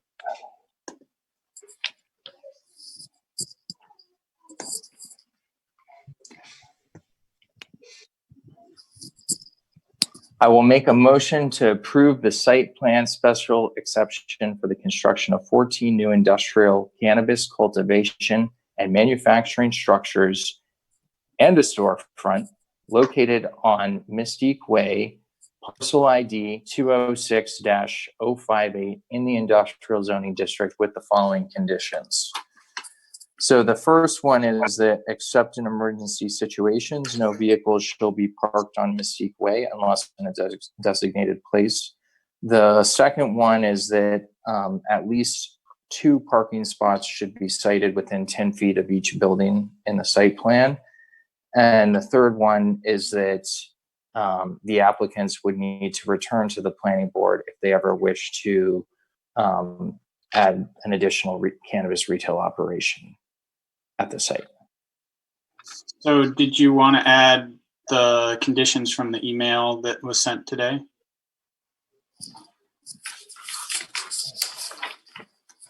I see what you're looking at. So then fourth would be that all applicable bonding and inspection fees shall be paid before the start of construction. Fifth would be the 15-foot easement shall be provided to Auburn Water and Sewer and recorded in deed for the public water main on Mystique Way. Next would be address all concerns raised by the fire department regarding access and fire hydrant distances. And finally, an addressing plan shall be approved before building permits are issued. Are we good, Matt? Yes. What about parking in the road? That was the first one. Okay.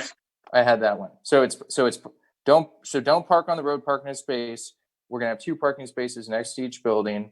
We're gonna say they need to come back to us if they want to do another retail operation, and then the additional things that fell onto the next page from the email. Okay.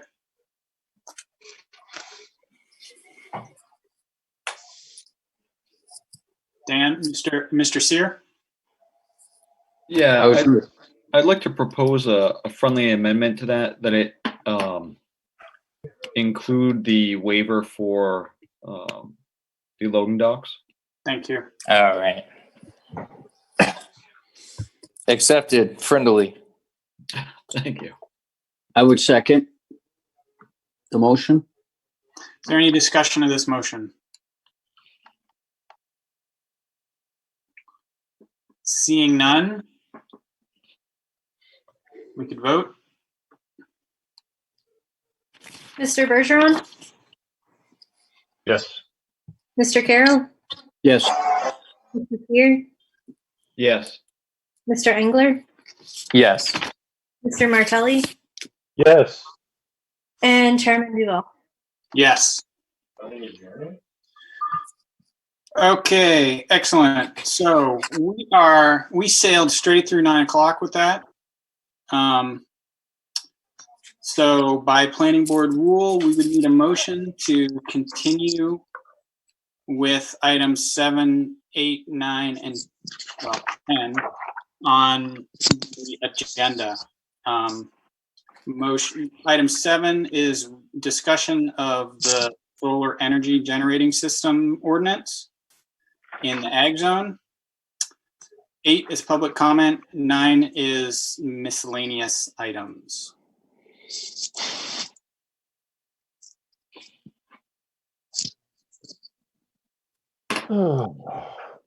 If it helps, I don't really have too much for you on solar other than what was in the out. So throwing that out there.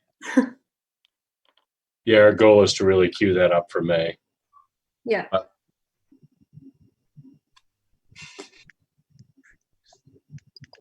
So no.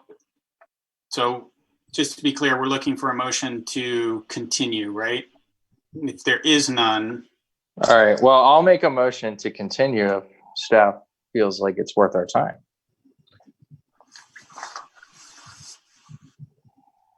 Megan, did you provide any draft in the packet for solar? So what I sent out was it's the solar ordinance draft with comments from planning board, comments from conservation, and then staff comments. I'm still working on getting a final draft put together.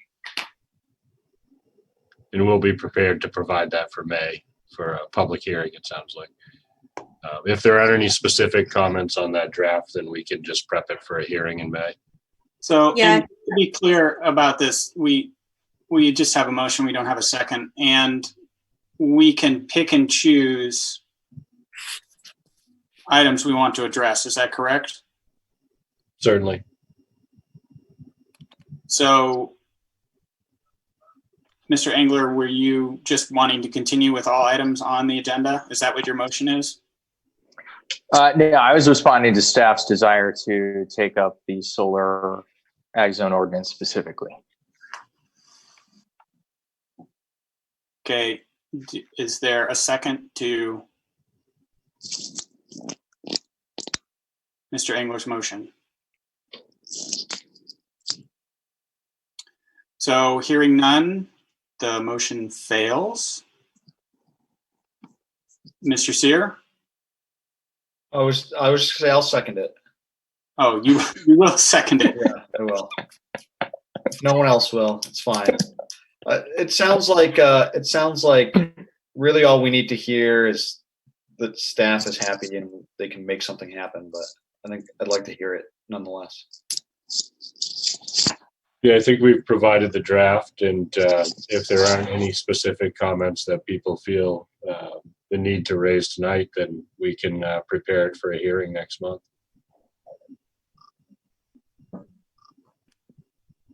Mr. Sear? Having heard that from staff, I'm fully on board with it and letting them run with that and prepare something for next month. Okay. I agree. As am I.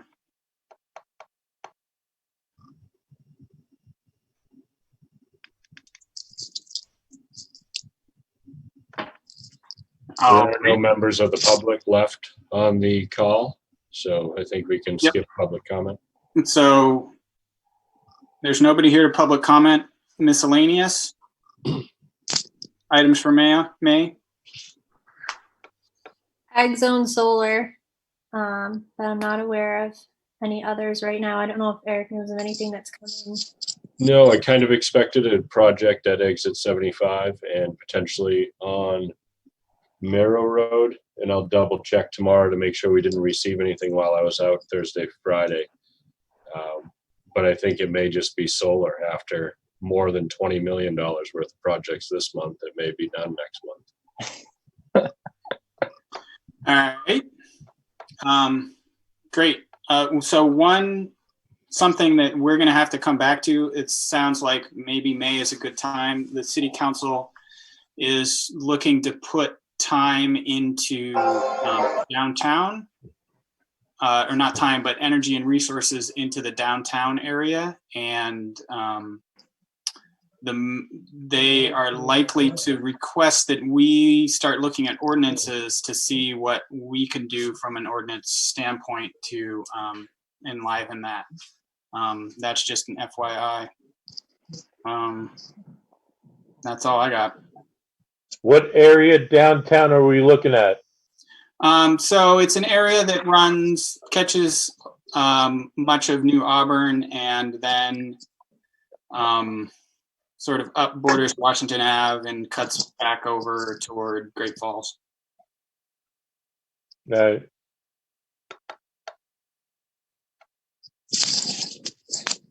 All right, so item 10, adjournment. Do I have a motion? So moved. Adjourn. Second? Second that. Second. All right. Should we Everyone vote? in favor? Hand raises. Yeah. Aye. thank you all. That was really difficult over Yeah, Zoom, thank you guys. but we got through it, so I appreciate that. Yeah, thank you for working through it. Nice Yep. work. We will get into a rhythm at some point. Hopefully this is over before that. Take it easy. All right. Yeah. Cheers, Have a y'all. good night, guys. My Bye-bye. dog's going nuts. Bye. See ya. See you guys later.